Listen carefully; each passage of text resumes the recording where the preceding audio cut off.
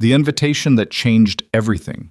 How one waitress made her ex beg for a second chance at his own wedding. The cream-colored envelope sat on Elena Ward's kitchen counter like a loaded gun. Inside, gold lettering invited her to watch the man who'd broken her marry into one of the most powerful families on the East Coast. Her hands shook. Her coffee went cold. 8 months of silence, and this was how he said goodbye. An invitation, not an apology. She should have burned it. Instead, she stared at it until a stranger walked into her diner 3 days later and offered her something she thought she'd lost forever. A way to stand tall again. If this story pulls you in, please hit that like button and drop a comment telling me which city you're watching from. I love seeing how far these stories travel. Now settle in, because Elena's night is just beginning. The diner smelled like burnt coffee and old grease, the way it always did at 6:47 in the morning, and Elena Ward moved through it the way a woman moves through a house she's been forced to live in too long. She knew which floorboard near booth 7 groaned under her heel. She knew the coffee pot on the left burner ran 2 degrees hotter than the one on the right. She knew Mr. Caldwell, the retired train conductor who came in every morning at 6:50, would order 2 eggs over easy, bacon burnt, and complain that the toast was too soft before leaving a $4 tip in quarters. These were the things that anchored her now. Not the future she'd once planned, not the ring she no longer wore, just the rhythm of a small diner in a small town in Rhode Island, where the ocean was close enough to smell on cold mornings but too far to walk to after a 12-hour shift. Elena was 29 years old. She looked younger when she smiled and older when she didn't, and lately she hadn't been smiling much. "Order up, sweetheart." Marlene, the line cook, slid 2 plates across the pass. Marlene was 63, built like a retired boxer, with a gray braid she could sit on and a cigarette habit she hid from the health inspector. She was the closest thing Elena had to family inside these 4 walls. "Thanks, Mar." "You look like you slept in a dumpster." Elena picked up the plates. "I slept fine." "Liar. You got that look, like somebody kicked your cat." "I don't have a cat." Exactly my point. Elena carried the plates to booth 3, where a trucker was already tapping his fork against the table like the food was overdue. She set them down without comment. He grunted. She walked away.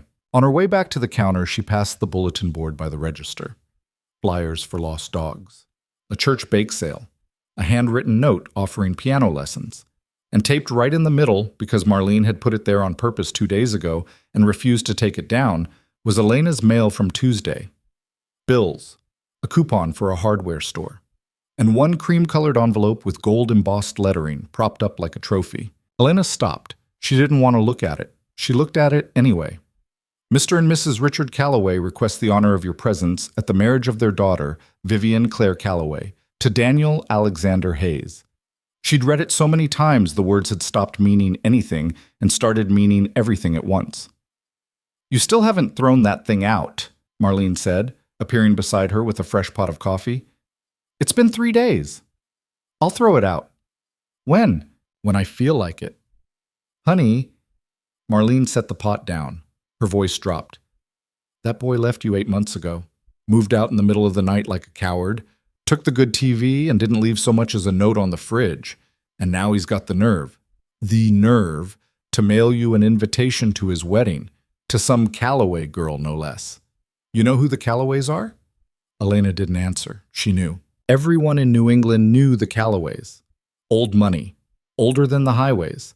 The kind of family that owned buildings with their own names on them and hospitals with their faces carved into the stone above the doors.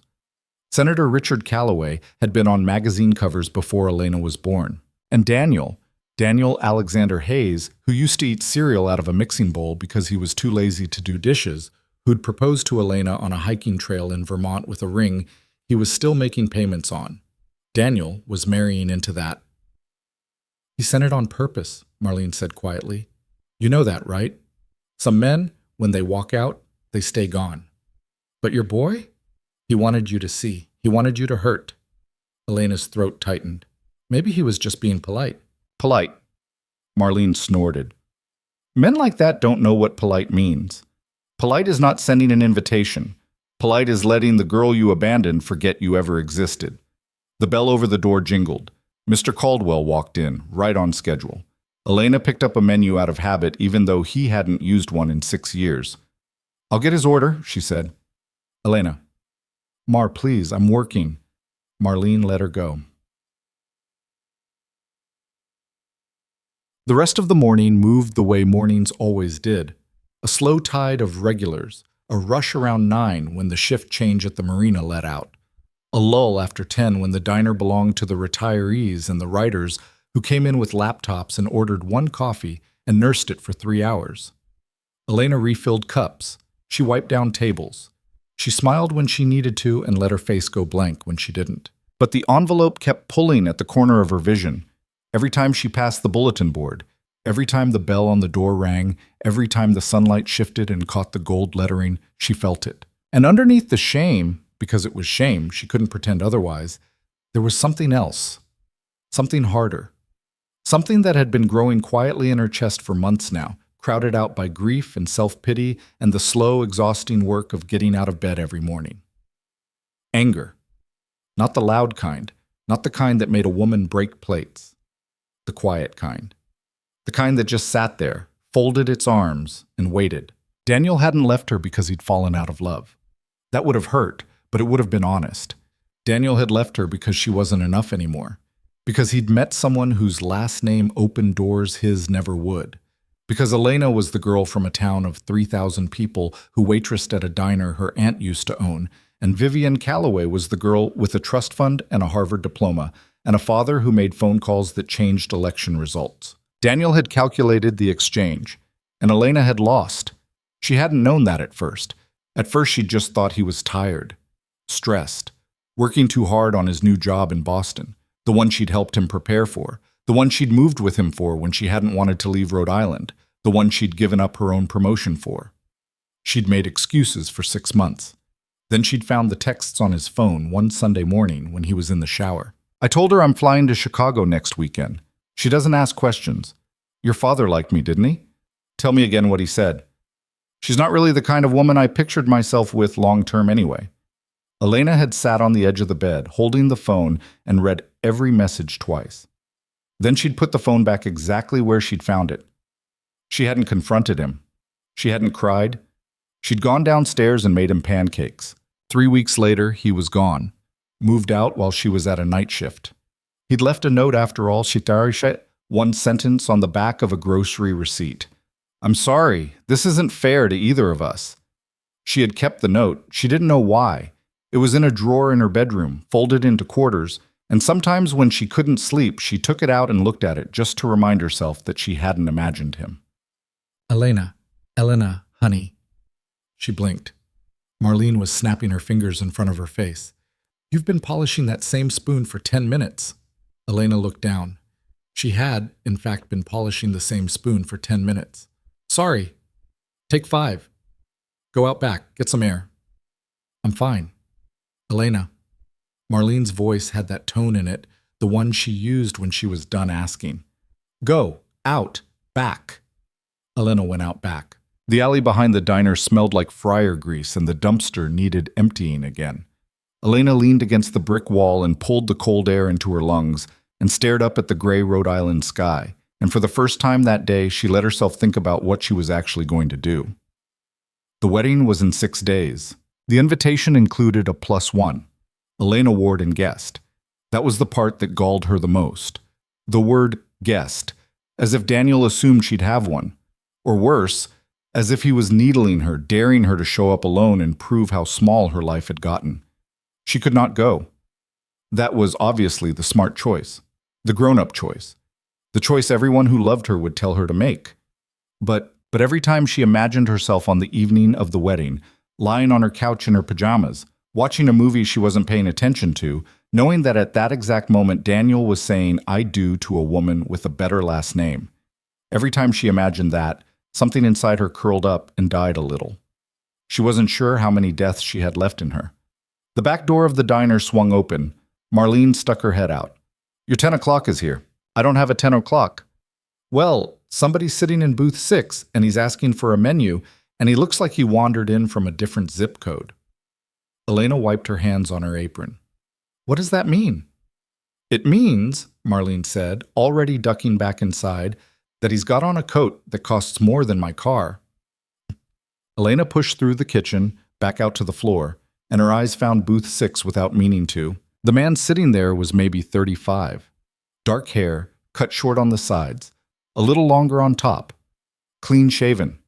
He was wearing a charcoal wool overcoat that, yes, looked like it had been tailored specifically for his shoulders, and underneath it, a dark gray sweater that she could tell even from across the room wasn't the kind of sweater you bought at a mall. His hands were folded on the table in front of him.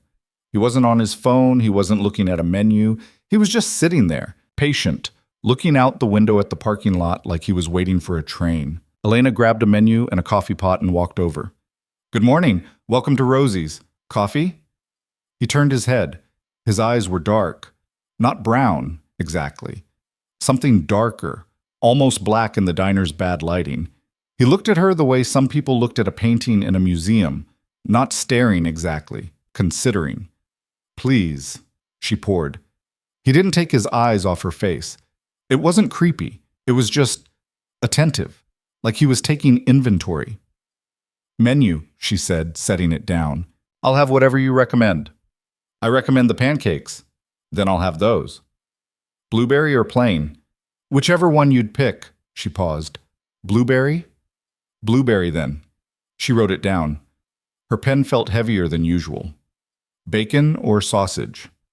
"Neither, thank you." "Coffee's bottomless. Orange juice is fresh squeezed, but between you and me, it tastes like it came out of a can yesterday." The corner of his mouth moved. Not a smile. The ghost of one. "Water is fine." "Water it is." She turned to go. "Miss Ward." She froze. It took her a second to understand why. She was wearing a name tag. Of course she was. Every waitress at Rosie's wore a name tag, but her name tag said Elena, not Ward, and she had never seen this man before in her life. She turned back around slowly. "I'm sorry. Do I know you?" "No." He gestured, almost apologetically, at a spot just behind her. "Your mail is on the corkboard. The envelope has your full name on it." Elena felt the blood rush into her face. Of course, she'd walked past that corkboard 100 times this morning, and somehow, impossibly, she had forgotten that her private humiliation was stapled to it in full public view. "Oh." She laughed. A short, brittle sound. "Yeah, I've been meaning to take that down. It's an invitation." His voice was quiet. "To a wedding." "Is this a game?" "No, I'm sorry. That was rude of me." "It was a little rude, yeah." He nodded once, accepting it. "You're right." Something about the way he accepted it, no defensiveness, no clever recovery, made her pause instead of walking away. She studied him. The overcoat, the still hands, the face that looked like it could belong to a banker, or a priest, or possibly someone who had killed a man and never lost a night of sleep over it. "Who are you?" she said. "A customer." Customers don't read other people's mail. "I didn't mean to read it. I saw it when I walked in. It's hard not to notice. Gold lettering, formal script. The handwriting on the front is also yours, I think? Or whoever addressed it to you tried to make the address look formal and your name ended up looking almost handwritten. Either way." He lifted his coffee cup. "My apologies." Elena didn't move. There was something wrong with this man. Not dangerous wrong. Not the kind of wrong that sent your hand toward the pepper spray you kept in your apron pocket. Something else. He was too calm, too composed. He sat in a booth at a Rhode Island diner at 10 in the morning on a Thursday and drank coffee like he was exactly where he was supposed to be, and nothing in his face suggested he had ever even once been nervous. "You're not from around here," she said. "No." "Where are you from?" "Originally, a small town in New Jersey you've never heard of. And now, I travel. For work." "Yes." "What kind of work?" He considered her. He tilted his head maybe a quarter of an inch, like a man trying to decide how much to give a stranger. "I solve problems for people who can afford to have them solved." Elena laughed again. This time it was real. "Okay, that's not creepy at all.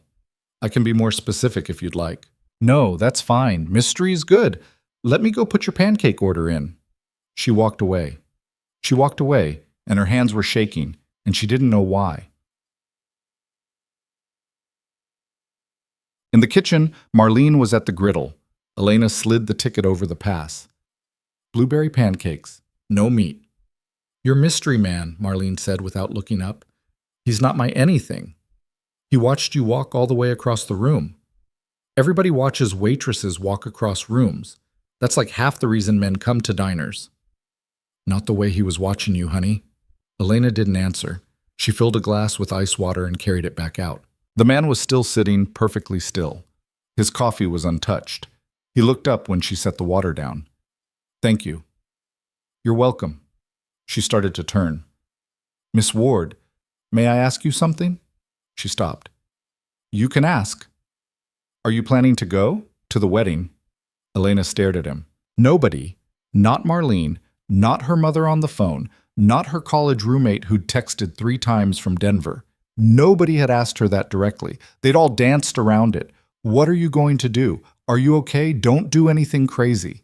But nobody had looked her in the face and asked her flat out, Are you going? That's none of your business, she said. You're right, it isn't. So why ask? He took a slow breath. He set his coffee cup down. He looked at her, and for the first time since he'd walked in, his face changed. Something flickered behind his eyes. Something that looked almost like recognition, as if she'd reminded him of someone. Because, he said, I've seen that envelope on the corkboard for the last 19 minutes, and I've watched you walk past it 4 times, and every time you walked past it, you flinched. Not obviously, just a little, in your shoulders. And I've been wondering which would be worse for you, to go or not to go. And I don't know the answer. Elena's ears were ringing. You've been sitting here 19 minutes? 21 now. You've been watching me. I've been watching the room. You happen to be in it. That's not better. No. He almost smiled again. I suppose it isn't. I'm sorry. She should have left. She should have set down the water pitcher and walked into the back and told Marlene to handle booth 6 and stayed in the walk-in freezer until he left. That would have been the sane thing to do. She didn't leave. Are you a cop? She said. No. Are you a reporter? No. Are you here because of Daniel or because of the Callaways? His eyebrows lifted, the tiniest fraction of a movement, but she caught it. Surprise. Genuine. He hadn't expected her to say those names. I don't know who Daniel is, he said. The Callaways I know of. I assume they're the ones putting the wedding on, based on the name at the top of the invitation. But I came in here because I wanted pancakes, Miss Ward. That's the truth. The envelope was a coincidence. That's a hell of a coincidence. The world is full of them. She stared at him. He stared back, steady as a stone. My pancakes, she said finally. What? I have to. Your pancakes will be ready. Of course. She went. Marlene had the plate up. 3 pancakes, a small pitcher of syrup, a pat of butter melting on top, blueberries spilling out from between the layers where Marlene had, as always, been generous with them. Table 6, Marlene said, and then quieter. He bothering you? No. You sure? I'm sure. Because if he is, he's not. He's just, Marlene, he's just a weird customer. I've had weirder. You've had drunker. You've never had weirder. Elena picked up the plate and carried it out. When she set it down in front of the man, he looked at it with what seemed like genuine pleasure, as if pancakes were, in fact, the reason he had come. Thank you. Enjoy. She started to leave. Miss Ward. She closed her eyes. She turned back. Yes? I want to apologize. Properly. I've made you uncomfortable in your own workplace, and that was never my intention. He set his napkin across his lap with careful, precise fingers. I'll eat, I'll pay, I'll leave, and you won't see me again. But before I do, I want to tell you something, and I want you to listen, and then I want you to decide what to do with it. Is that fair? I don't know you. No. But I've done this long enough to recognize certain things in people, and I'm going to tell you what I see, and if I'm wrong, tell me I'm wrong, and I'll shut up and eat my breakfast. She didn't agree. She didn't disagree. She just stood there holding the coffee pot. You don't want to go to that wedding, he said. But you're going to. I haven't decided. You've decided. You just haven't admitted it to yourself. You're going to go because if you don't go, you'll spend the rest of your life wondering who you would have been if you had. And you're going to go alone because you don't know anyone who could stand next to you in a room full of Callaways and not look small. And you're dreading it because you already know what's going to happen. You're going to walk in, and every person there is going to look at you and think that's the one he left. And you're going to smile through it, and you're going to drink too much, and you're going to drive home crying. Elena's hand was shaking around the coffee pot. She set it down on the table before she spilled it. "You don't know anything about me," she whispered. "You're right, I don't." "Then stop talking." "All right." He picked up his fork. He cut a neat triangle out of his pancake. He ate it and chewed and swallowed and dabbed the corner of his mouth with his napkin. Elena didn't move. "Why are you doing this?" He looked up. "Because," he said very simply, "I had a sister once, and she got an invitation like that once. And she didn't go, and she didn't stop wondering what would have happened if she had. And she spent the next 11 years letting that man live rent-free in her head. And she died 2 years ago, still not over it." The diner was very quiet. Mr. Caldwell was gone. The marina shift had passed. The only sound was the ventilation fan over the griddle and the faint tick of the wall clock above the counter. "I'm sorry," Elena said. "Thank you. That's a hell of a reason to say something to a stranger." "It is, I know." He set his fork down. "So here's what I'm going to say, Miss Ward, and then I'm going to let you get back to your job. If you want to go to that wedding and you don't want to go alone, I can go with you." Elena's mouth opened. No sound came out. "I don't mean romantically," he said. "I don't mean anything like that. I mean that I will put on a suit and stand next to you and make certain that when you walk into that room, nobody in it looks at you the way you're afraid they'll look at you. That's all. I don't even know your name." "Luca. Luca Moretti." "Luca." "Yes. And you just walk around offering to escort random women to their exes' weddings?" "No, I've never done this before in my life." "Then why?" "I told you why." "Your sister." "Yes." She stared at him. She searched his face for the lie. She was, she realized, very good at finding lies in men's faces because she had missed Daniels for 2 years, and ever since then she had been watching for the next one. She had become a collector of small tells, the way a man's eyes moved when he was constructing a sentence, the way his shoulders shifted when he was uncomfortable, the way his hands did or didn't stay still. Luca Moretti's hands were perfectly still. His eyes had not moved. His shoulders had not shifted. That didn't necessarily mean he wasn't lying. It might only mean he was the best liar she'd ever met. "I need to think about it," she said. "Of course." I'm not saying yes." "I didn't hear yes." "I'm saying I'll think about it." "That's all I asked." She took a breath. "How do I reach you?" He took a pen out of his coat pocket, a heavy silver pen, the kind of pen that cost more than her grocery bill, and wrote a phone number on his napkin. He slid the napkin across the table. 10 digits, no name, no area code she recognized. "You can call that number anytime in the next 48 hours, he said. "After that, the offer expires. Not to be dramatic, just I have other things scheduled, and I'd need time to rearrange them." "What other things?" "The wedding is Saturday." "So?" "So if you want me there, I need to get a suit, a car, and an understanding of who's going to be in that room. That takes time." That sounds like an operation." "It is an operation, Miss Ward. That's exactly what it is." He stood.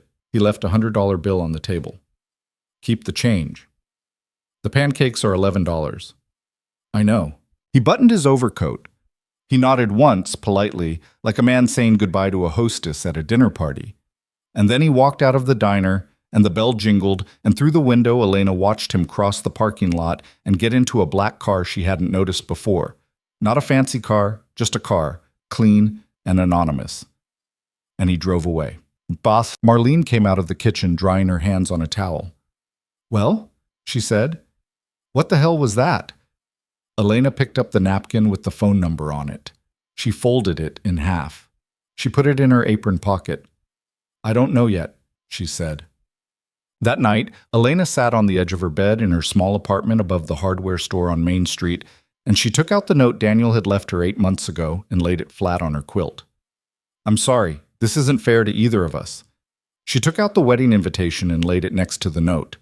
And then she took the napkin out of her apron pocket and laid it next to both. 3 pieces of paper, 3 different men, 3 different versions of a life she was apparently still supposed to be living.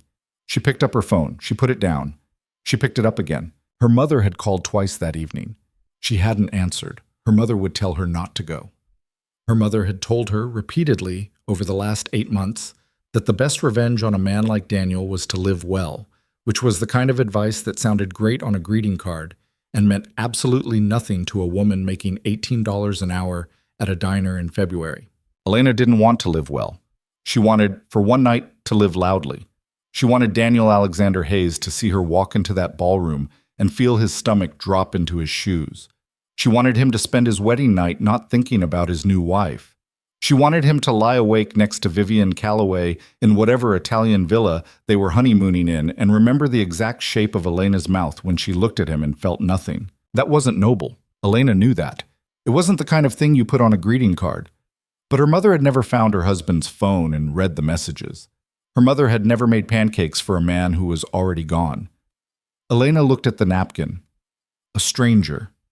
A dangerous, composed, carefully spoken stranger who had walked into her diner on a Thursday morning and known, somehow, exactly what she needed to hear, which should have been a red flag, which was a red flag.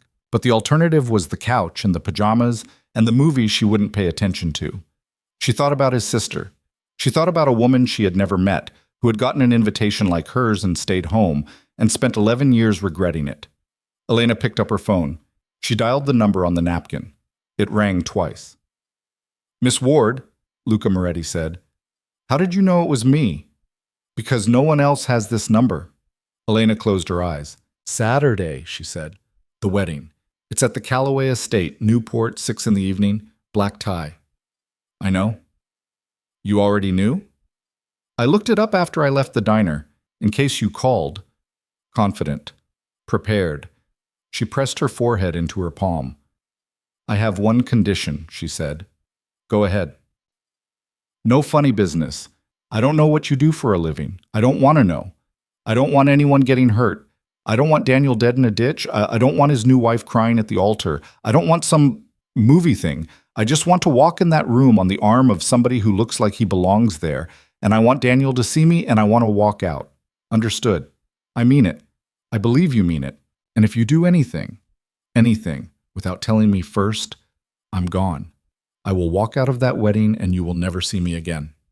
Agreed. Elena opened her eyes. The ceiling of her bedroom had a water stain in the shape of Rhode Island. She had been staring at it for 8 months. "Okay," she said. "I'm in." "Good. What happens now?" "Now," Luca said. "I come pick you up tomorrow morning at 9. We have 2 days. There's work to do." "What kind of work?" "Miss Ward." His voice was very gentle and very clear and very certain. "If you're going to walk into that ballroom on Saturday night and stop a man's heart, we need to remember how you used to walk before Daniel Hayes taught you not to." Elena didn't answer. She didn't answer because something in her throat had gone tight and her eyes were burning, and she didn't know if she was going to cry or throw up or laugh. 9 o'clock, she managed. 9 o'clock. He hung up. Elena sat on the edge of her bed for a long time. The 3 pieces of paper lay on the quilt in front of her. The note, the invitation, the napkin. She picked up the note first. She read it one more time. "I'm sorry. This isn't fair to either of us." She tore it in half, then in half again, then in half again, until it was nothing but a pile of confetti, and she scooped the pieces into her palm and walked to the kitchen and dropped them in the trash under the coffee grounds. Then she went back to the bedroom and looked at the invitation. She didn't tear that one up. She put it back in the envelope, and she propped it up on her dresser, and she turned out the light, and she lay down in the dark. And for the first time in 8 months, Elena Ward smiled. It was a small smile. It wasn't a nice one, but it was hers. Somewhere out there in the dark, a stranger was writing down her address and calling someone about a tailor. Somewhere else, a man who used to eat cereal out of a mixing bowl was picking out cufflinks for the biggest day of his life, not knowing what was coming for him. And Elena, who had spent 8 months being very, very quiet, closed her eyes and listened to the wind pick up over the roof, and she did not go to sleep for a long, long time. Elena barely slept. She kept waking up at small hours, 2:14, 3:41, 4:07. And each time she woke, she reached for her phone out of habit, and each time she saw nothing there, because the only person she had called the night before was a stranger, and strangers did not text you at 3 in the morning. By 5, she'd given up on sleep altogether. She lay on her back in the gray half-dark of her bedroom and looked at the water stain on the ceiling and tried to remember the last time she had done something, anything, without running it by Daniel first, even after he was gone. She couldn't. Even after the breakup, she had been running her life past his ghost.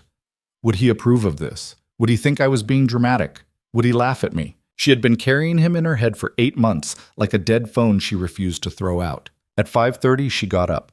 She made coffee. She stood at the kitchen counter in her bare feet and drank it without sitting down. At 8:45, from the window over her kitchen sink, she saw the black sedan pull up in front of the hardware store. She hadn't even gotten dressed yet. "Oh my God," she said out loud to no one. She grabbed the first jeans she could find, a pair that had a small bleach stain near the knee, and a sweater. And she was still trying to get the sweater straight over her head when she heard the buzzer. She buzzed him in. She opened her apartment door. She stood in the doorway at the top of the narrow stairs and watched Luca Moretti climb them, one hand in his coat pocket, unhurried, like a man who had never been late for anything in his life and did not intend to start today. "Good morning," he said when he reached her. "You're early. It's 9. It's 8:52. Is that early?" "It is when you said 9. "I apologize. I was sitting in the car for 8 minutes trying to decide whether to come up early or sit in the car longer. You can pick which one bothers you more, and I'll do the other one next time." Elena stared at him. She realized after a second that he was making a joke. It wasn't a good joke, but it was a joke, and it had the small, helpful effect of reminding her that whatever this man was, he was at least a person, and people made bad jokes when they were nervous, and he was maybe, possibly, a little nervous himself. "Come in," she said. He stepped inside. He didn't look around exactly. He took it in the way a man with good manners takes in a room he knows is smaller than his. His eyes went to the kitchen counter. Coffee pot, single mug, a stack of unopened mail. And to the couch. A pillow and a blanket bunched at one end, where she had not quite been sleeping last night. And to the bookshelf by the window, which had paperbacks on it and no hardcovers, and a framed photograph of her grandmother that had been taken in 1974. "You live alone," he said. 8 months and counting. That's recent. Feels like longer. It always does. He didn't say anything else about the apartment. He didn't compliment it. He didn't pretend not to notice it. He just acknowledged it and moved on. She realized that was a skill, the not commenting, and that she was going to have to learn to do it too if she was going to survive the next 2 days without feeling exposed every 12 seconds. "Coffee?" she offered. "No, thank you." "Water?" "I'm fine, Elena. Can we sit?" They sat at her kitchen table. It was a small round table she had bought at a yard sale for $40 when she and Daniel had first moved in together. It had a wobble in one leg. Luca, folding his long legs under it, noticed the wobble. He shifted his weight so his knee braced it. He did this without mentioning it, which she found somehow more unnerving than if he had simply pointed it out. "All right," he said. "Before we start, last chance. If you've changed your mind since last night, now is the time. Nothing I can't undo in the next 10 minutes. You tell me you've changed your mind, I stand up, I walk out, you never see me again. No hard feelings." "I haven't changed my mind." "Are you sure?" "Luca, I already told you I'm sure." "Good. But before we go anywhere, I need you to understand something.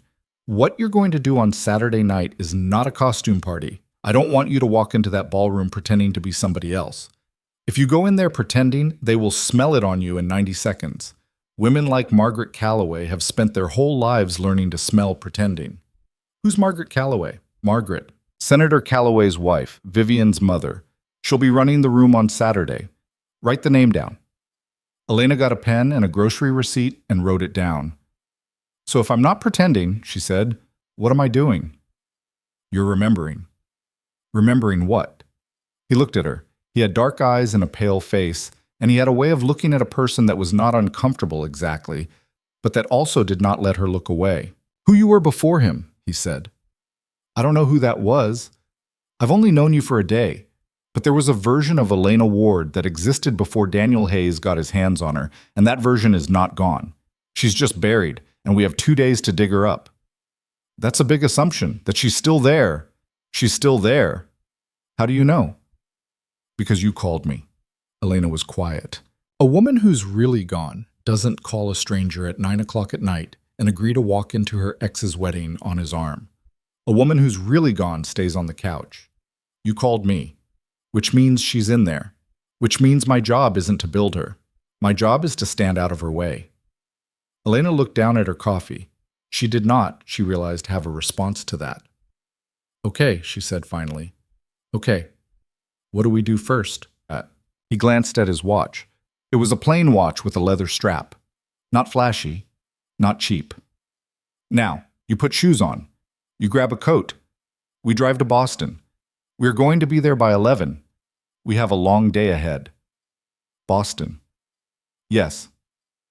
"Why Boston?" "Because nothing in Rhode Island is going to fit you properly on 2 days' notice, Elena, and I'm not putting you in a ballroom in a dress off the rack from the mall. Come on." Marco was behind the wheel of the black sedan when they came down the stairs. Luca opened the back door for her. She hesitated, looking at it.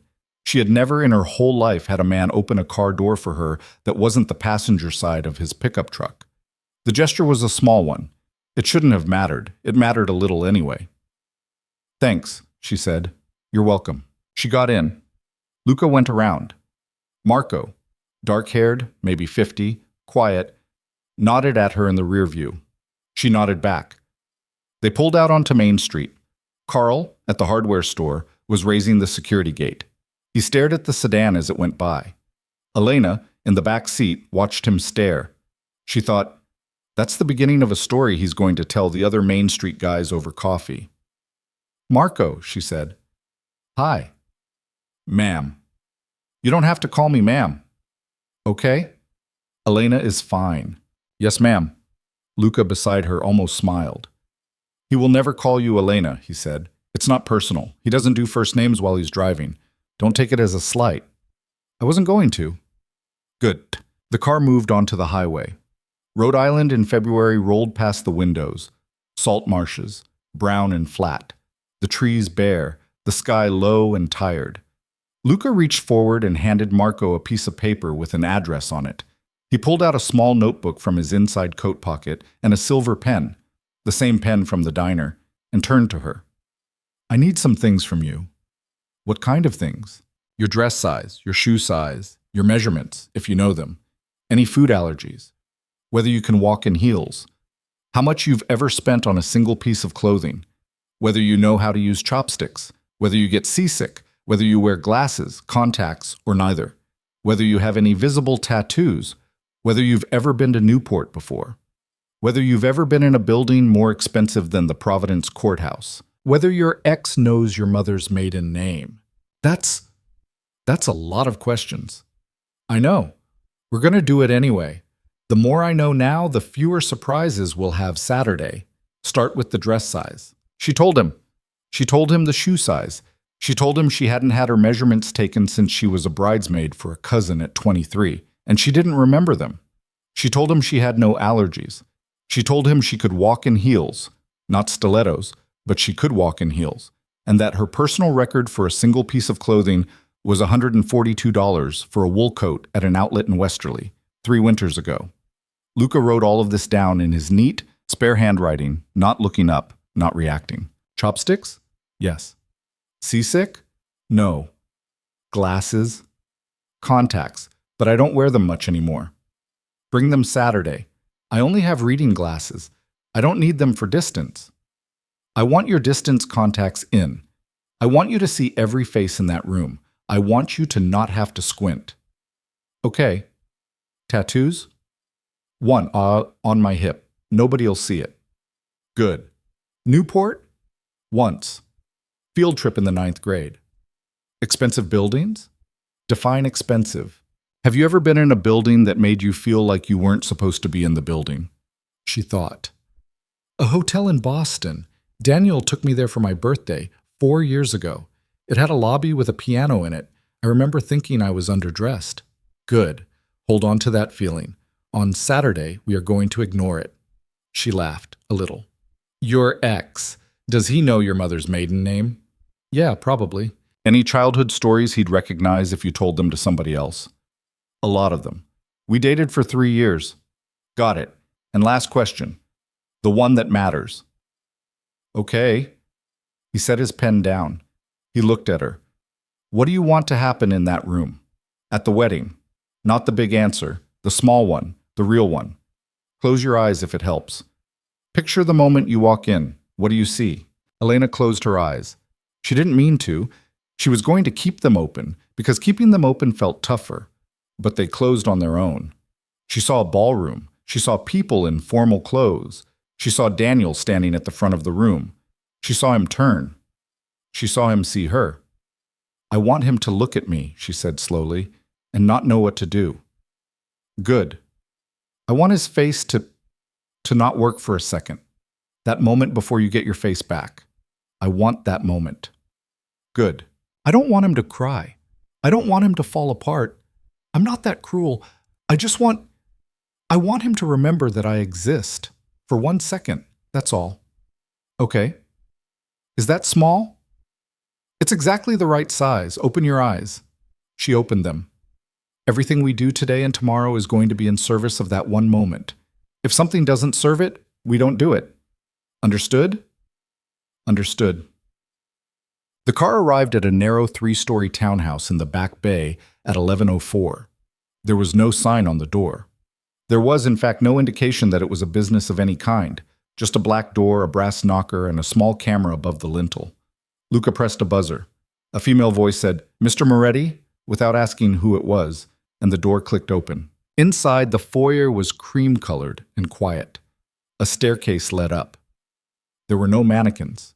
There were no racks of clothing. There was on a small table a single vase with a single white orchid in it. A woman came down the staircase. She was perhaps 60. She had silver hair cut to her jaw, and she was wearing a charcoal dress that Elena immediately understood was the sort of dress she did not, in her current life, know how to price. The woman's name was Nadine. She had a faint accent Elena couldn't place, French maybe, or somewhere between. "Luca, darling, you're late." "I'm not late." 4 minutes. Marco took Cambridge Street. Cambridge Street at 11 on a Thursday. You deserved it. Her eyes turned to Elena.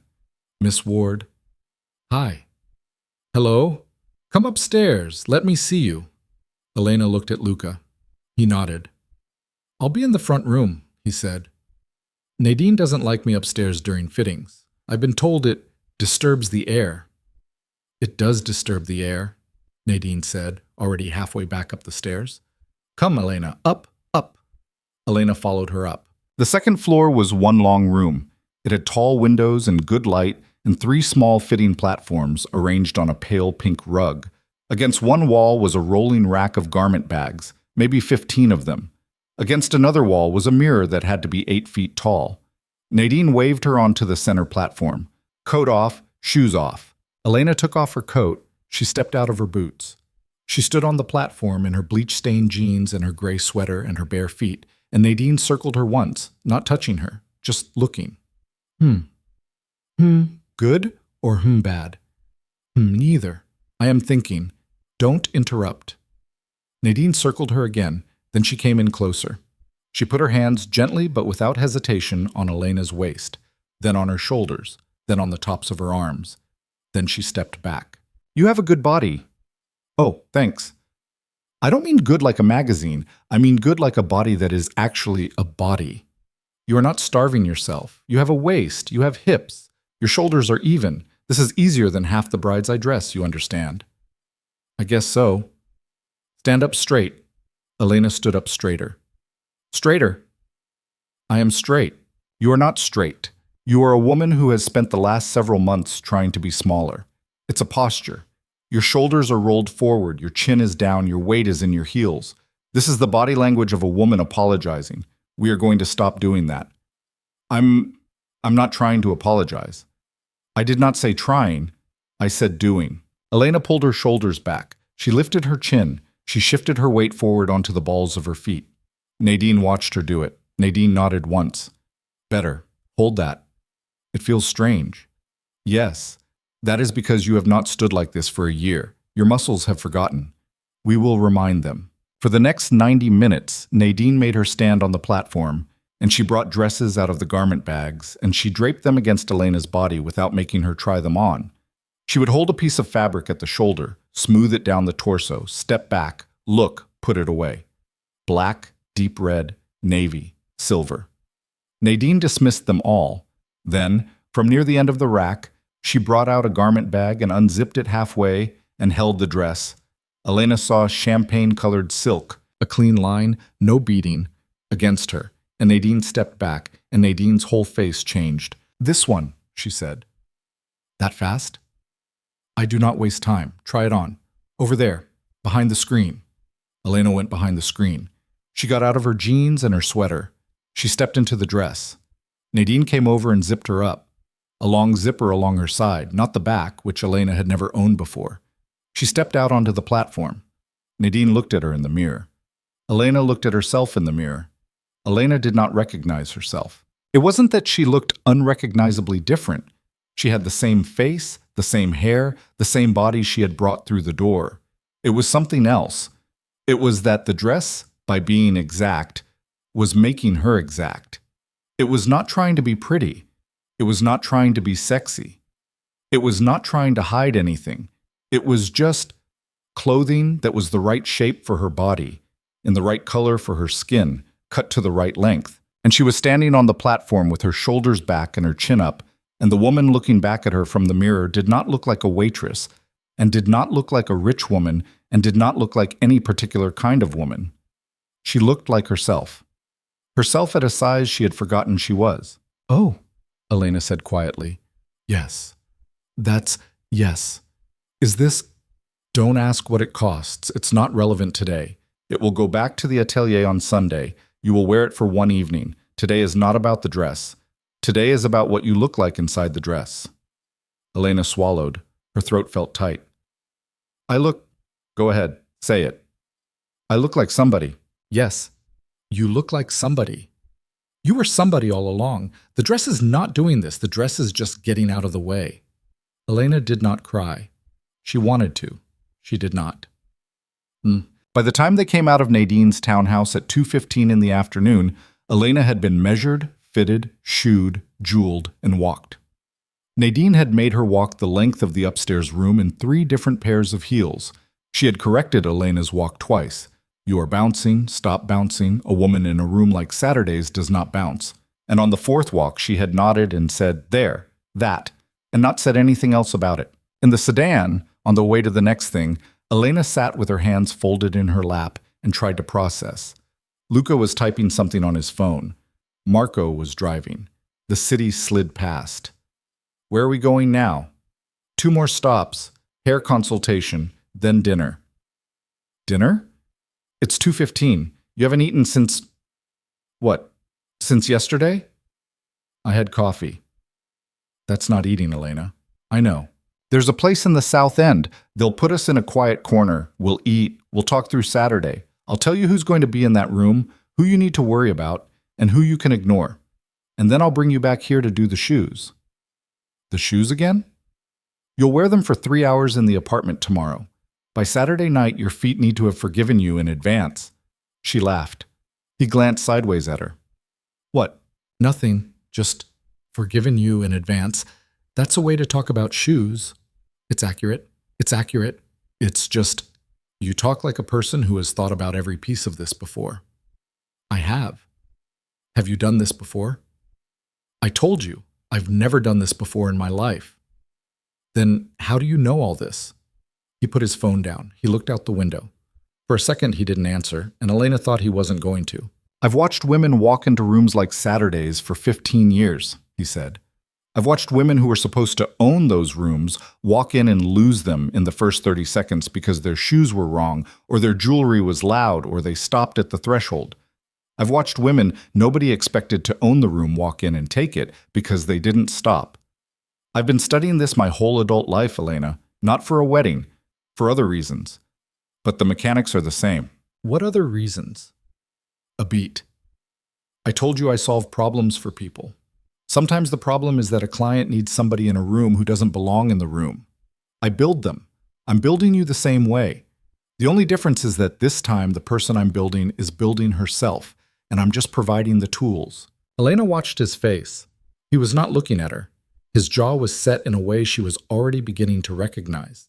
The way he held himself when he was saying something true and wanted to say something less true and was making himself not. Luca. Yes. Am I the client or the project? He turned. He looked at her directly. You're the client, Elena. That's convenient. That's a convenient answer. It's the true one. If you don't believe it, I'll say it differently. You are the person paying me, not in money, but in trust, which is a currency I happen to value more than money right now. I'm working for you. I'm not working on you. There's a difference. Okay. Are we okay? We're okay. If that ever changes, you tell me. I will. 7. Dinner was in a small Italian place with white tablecloths and 6 tables. The hostess knew Luca. She did not call him by name. She just nodded and walked them to a corner booth and put menus down and disappeared. Elena sat across from him with her coat folded on the seat beside her. Tell me about Saturday, she said. Who's going to be there? 312 guests, give or take. The bulk of them are Callaways and Callaway connections, senators, judges, half the board of a bank whose name you'd recognize. Then there's Daniel's side. His family is small. His parents, some cousins, and his work friends. People from his new firm. You don't know any of them. None of them? None of them. That's in our favor. Nobody on the groom's side outside his immediate family knows your face. We walk in at 7:30. Most of Daniel's side will wonder who you are. Most of the bride's side won't care. Margaret Callaway will notice within 90 seconds. Why 90 seconds? Because she notices everything within 90 seconds. It's her job at her own daughter's wedding. She's the one running the floor. And Daniel? Daniel will see you within the first 5 minutes. He will not know how to react. He's been telling himself a story about you for 8 months, Elena. In his head, you're still the woman he left. Sad, smaller, stuck.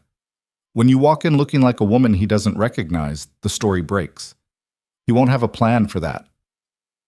And his new wife, Vivienne, she won't look twice at you. Brides don't.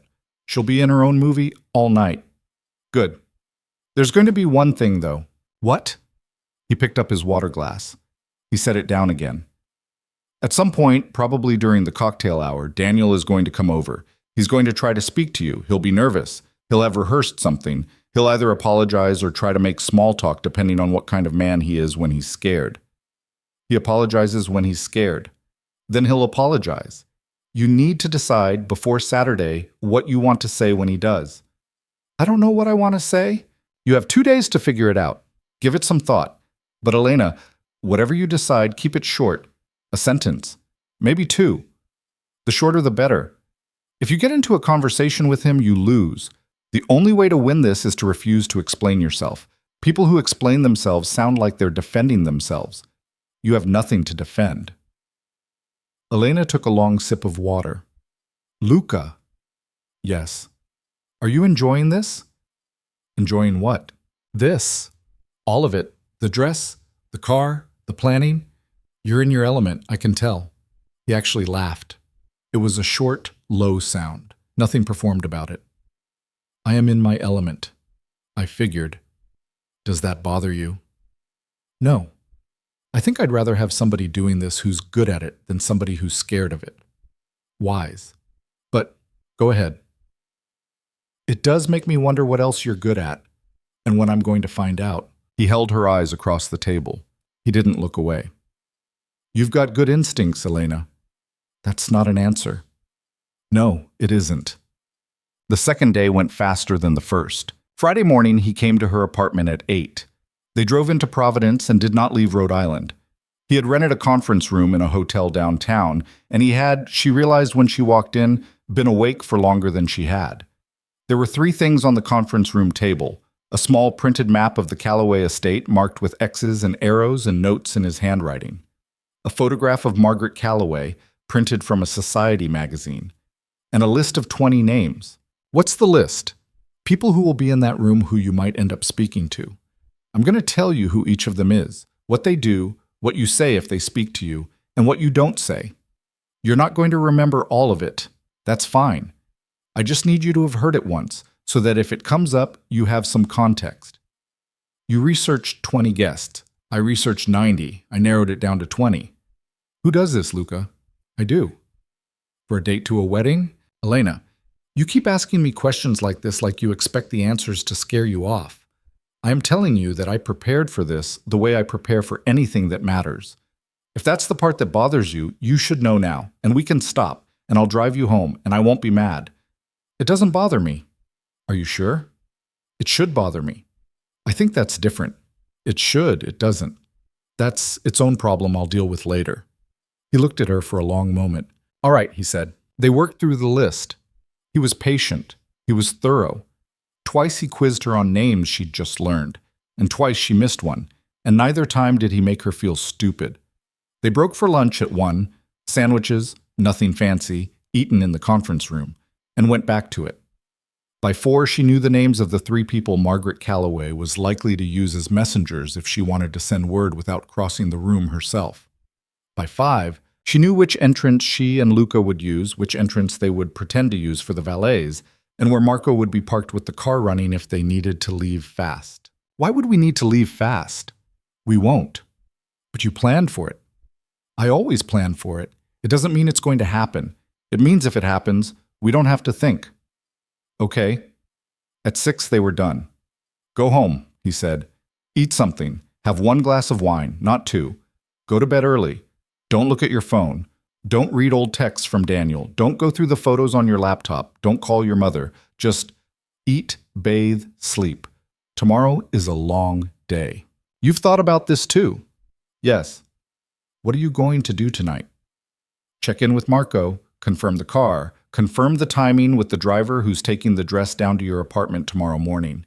Eat something, call 2 people, sleep. No wine? I don't drink the night before something that matters. Saturday matters that much to you?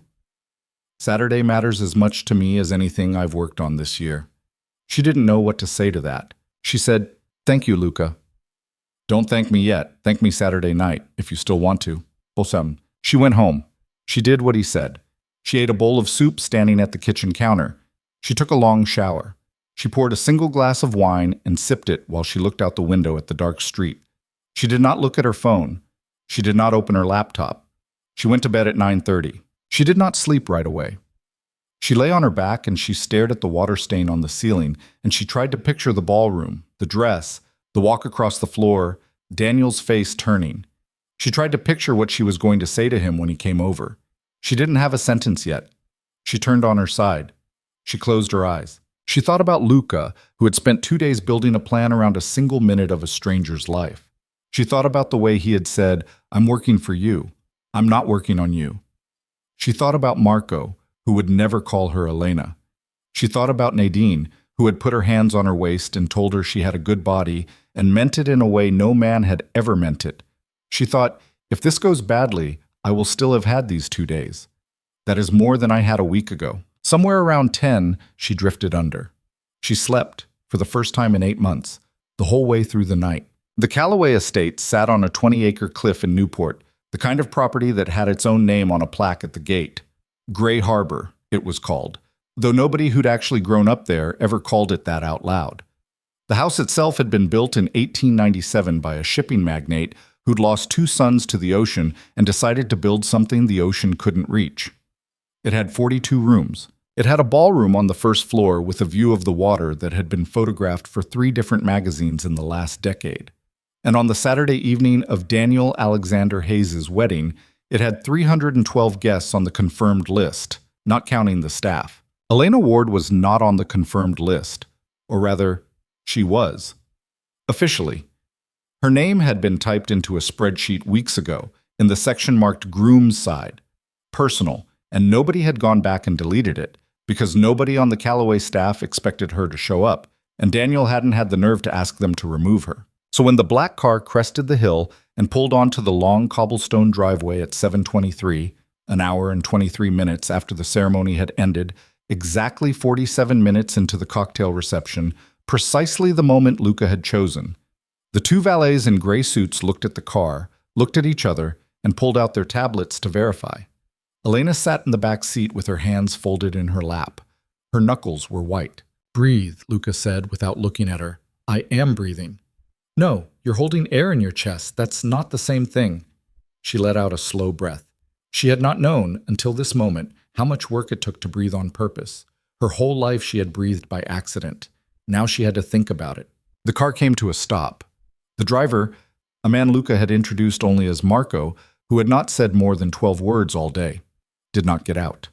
He stayed behind the wheel, hands at 10 and 2, eyes on the rear view. "The valet will open my door first," Luca said quietly. "I'll walk around to yours. You wait. You don't touch the handle. You don't even look at the handle. When I open your door, you give me your left hand. You step out with your right foot first, and you don't stand up all the way until I'm standing. You understand?"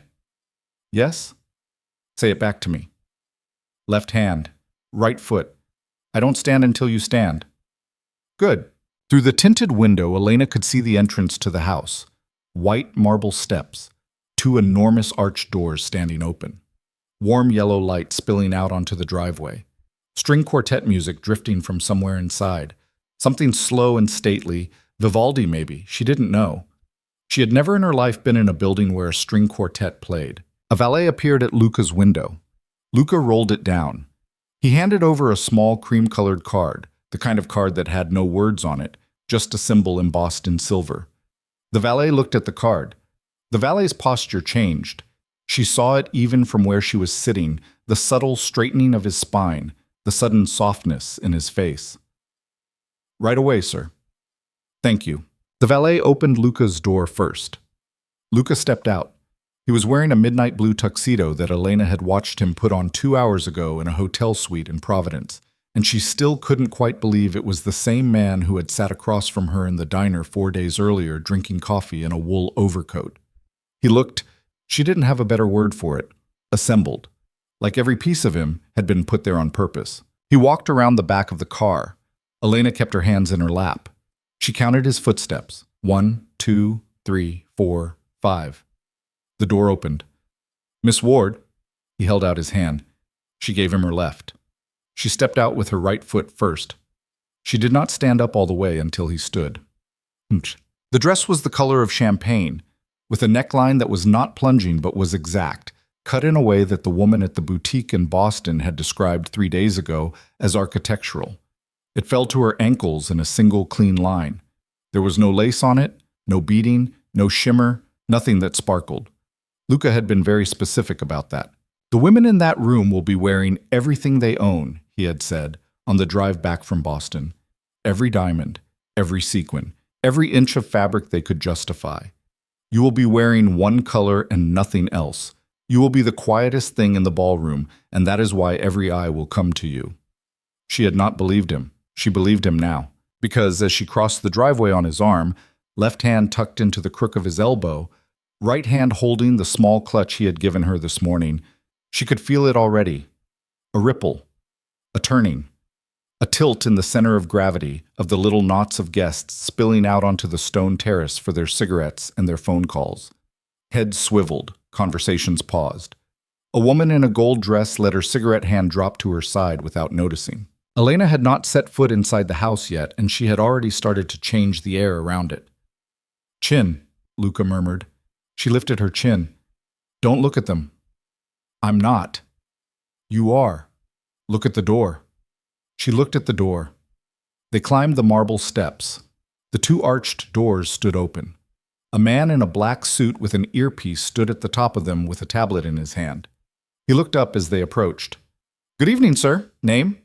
"Moretti, plus Ward." The man's eyes flicked down. His eyes flicked back up. If Elena had not been watching his face, and she was, because Luca had told her to watch every face, every reaction, every small tell, because she had a right to know how her name landed in every mouth, she would have missed it. The tiniest pause, the half-second of recognition. "Of course, Mr. Moretti, Miss Ward. Welcome to Gray Harbor. The cocktail reception is in the Blue Room. Just through the foyer and to your left.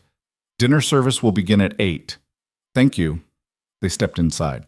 And then for a moment, Elena forgot about the dress and the breathing and the right foot first, because the foyer of the Calloway house was simply not a room she had the vocabulary for. The ceiling was 3 stories high. There was a staircase that curved up and away from the entrance like something out of a museum, and a chandelier above it the size of her car, and oil paintings on the walls that looked, from her limited knowledge, like they were old enough to have been painted by men who had actually known the people in them. The floor was marble. The air smelled like fresh flowers and old wood and a woman's perfume, and underneath all of it, faintly, like the sea. Keep walking, Luca said under his breath. I know. You stopped. I didn't stop. I slowed. Same thing. In here. Keep walking. She kept walking. They moved through the foyer past a small receiving party of Calloway cousins who Elena did not recognize and who turned to watch them pass without quite meaning to, and through a set of double doors into the blue room. The blue room was not blue. It was pale gray, with blue accents, silk draperies at the windows, blue flowers in crystal vases on every small table, a blue runner down the center of the floor that nobody was walking on. A string quartet played in the far corner. Waiters in white jackets moved through the crowd with silver trays. There were, by Elena's quick and panicked count, at least 250 people in the room, and every one of them was dressed in a way that suggested they had been rehearsing for this evening since childhood. Elena's stomach turned over once, hard. She did not let it show on her face. Luca had spent 2 days teaching her how not to let things show on her face. He had stood her in front of a hotel mirror and made her practice it. The neutral expression, the one that was not quite a smile and not quite a frown, the one that said, I am looking at you, and I am not impressed, and I am not unimpressed, and you cannot read me. She had hated it at first. It had felt like putting on someone else's face. Now, here, under the chandelier in the blue room, it was the only face she had. Left, Luca said, slowly, toward the bar. They moved. She saw Daniel in pieces, a slice of his jaw through a gap in the crowd. The back of his head.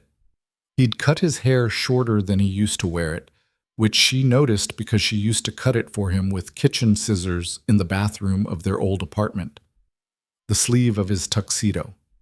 A laugh she didn't recognize. Then the crowd parted for a waiter, and there he was, Daniel Alexander Hayes, 32 years old, groom. He was standing near the fireplace with one hand in his pocket and the other holding a champagne flute, and he was talking to a man in a navy suit who Elena would find out later was a senator from Connecticut. Daniel was smiling. He had the smile Elena remembered, the slightly crooked one, the one that had always seemed boyish to her, that had been one of the first things she'd loved about him. He was listening to the senator's story and laughing at the right moments. He looked good. He looked, she realized with a small internal lurch, genuinely happy. For a second she thought, he's happy. I'm here to ruin a happy man's wedding. And then the senator said something and Daniel laughed again, and his eyes moved the way eyes do at parties, a restless scan of the room without any real purpose. And his eyes found her. His mouth was still open in a laugh.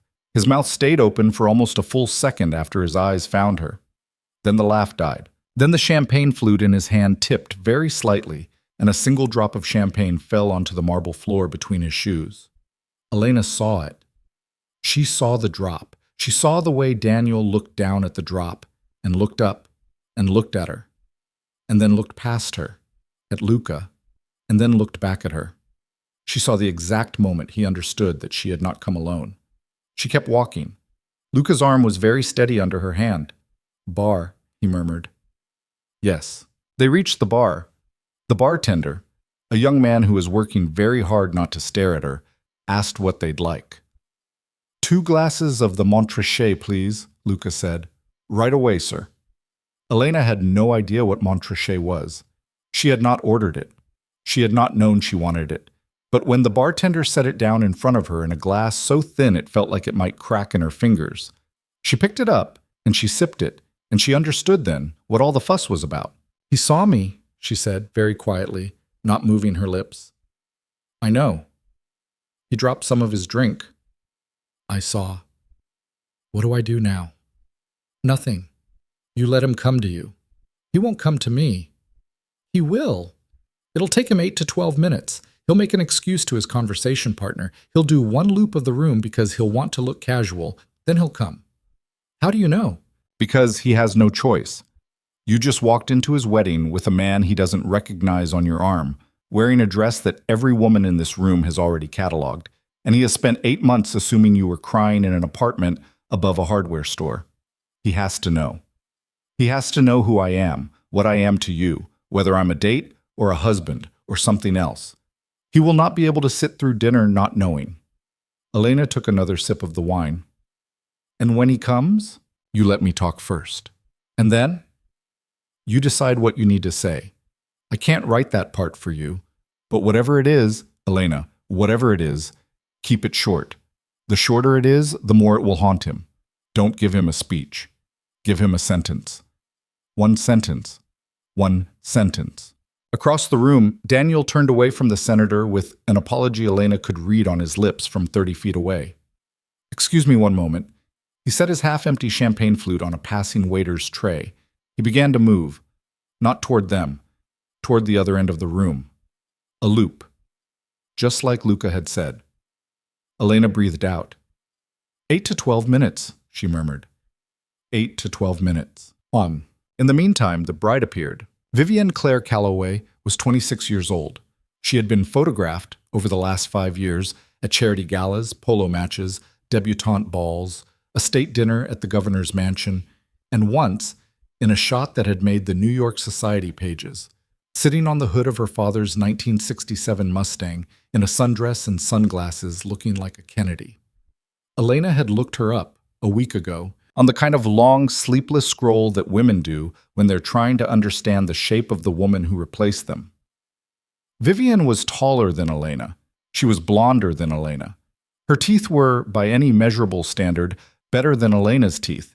She had a degree from Harvard in something called comparative literature, which Elena had never been entirely sure was a real subject. Now, Vivienne swept into the blue room in a cloud of white tulle and diamonds and laughter, one hand holding up the hem of her gown, the other tucked into the arm of a woman Elena recognized as Vivienne's mother, and the room turned toward her the way a room is supposed to turn toward a bride.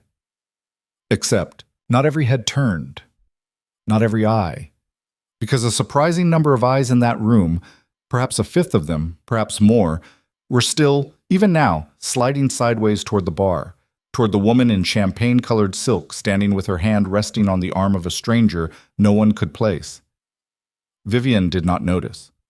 Brides don't notice. Brides move through their own weddings in a kind of golden fog, aware only of the people who speak directly to them. But her mother noticed. Senator Richard Calloway's wife, Margaret, 58 years old, raised in a house only 3 estates down the coast from this one, Margaret noticed. Her eyes, pale blue and very cold, moved across the room, found Elena, lingered, moved to Luca, lingered longer, and came back to Elena. "Oh," Elena said quietly. "Yes," Luca said. "The mother?" "Yes." "She knows who I am." "Probably. Daniel will have mentioned you, not by name, but she'll have asked at some point, and he'll have said there was someone before Vivienne, it didn't work out, and Margaret Calloway is not the kind of woman who lets that go without doing a little reading on her own. She's staring. She's assessing. What do I do? Nothing. Let her assess." Margaret Calloway was, in fact, assessing. She was taking Elena apart piece by piece, the dress, the hair, the jewelry, one simple pendant at the throat, borrowed from a woman in Providence that Luca had introduced only as an acquaintance, the shoes, the posture, the hand on Luca's arm. And then she was assessing Luca. And this was where Elena saw Margaret Calloway's cold blue eyes do something that no one else's in the room had done yet. They narrowed, not in disapproval, in recognition. Margaret leaned in toward Vivienne and said something short and low. Vivienne, still glowing, nodded without really listening. Margaret detached herself from her daughter's arm. She began to walk toward the bar. "Oh, no," Elena whispered. "Oh, yes," Luca said. "I thought Daniel was going to come first. Change of plan. His mother-in-law got there first. Stay with me." Margaret Calloway crossed the blue room the way a small destroyer crosses a harbor. She was not hurrying. She did not need to. The room parted for her without her asking. She stopped 3 feet from Elena and Luca, and she smiled. A thin, correct, entirely unwarm smile. And she said, "I don't believe we've had the pleasure." Elena opened her mouth. Luca spoke first. "Mrs. Calloway, Luca Moretti, and this is Miss Elena Ward. Thank you for having us this evening. It's a beautiful home." "Moretti." Margaret turned the name over in her mouth like a coin she wasn't sure was real. "Are you the Morettis of—" "No, ma'am. No, ma'am. You don't know my family." "I see." She tilted her head. "And you're here this evening as Miss Ward's guest." "I see." Her eyes flicked to Elena. "Miss Ward, you were a friend of Daniel's, I believe." The word friend had been chosen carefully. It was not the word she had meant to use. It was the word that was safe to use in a public room. Elena smiled the neutral smile Luca had taught her.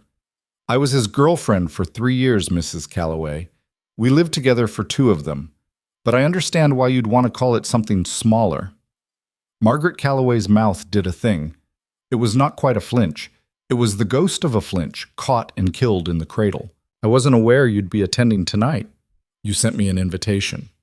"Daniel sent you an invitation." "Yes, he did." That was not perhaps the most considerate choice on his part.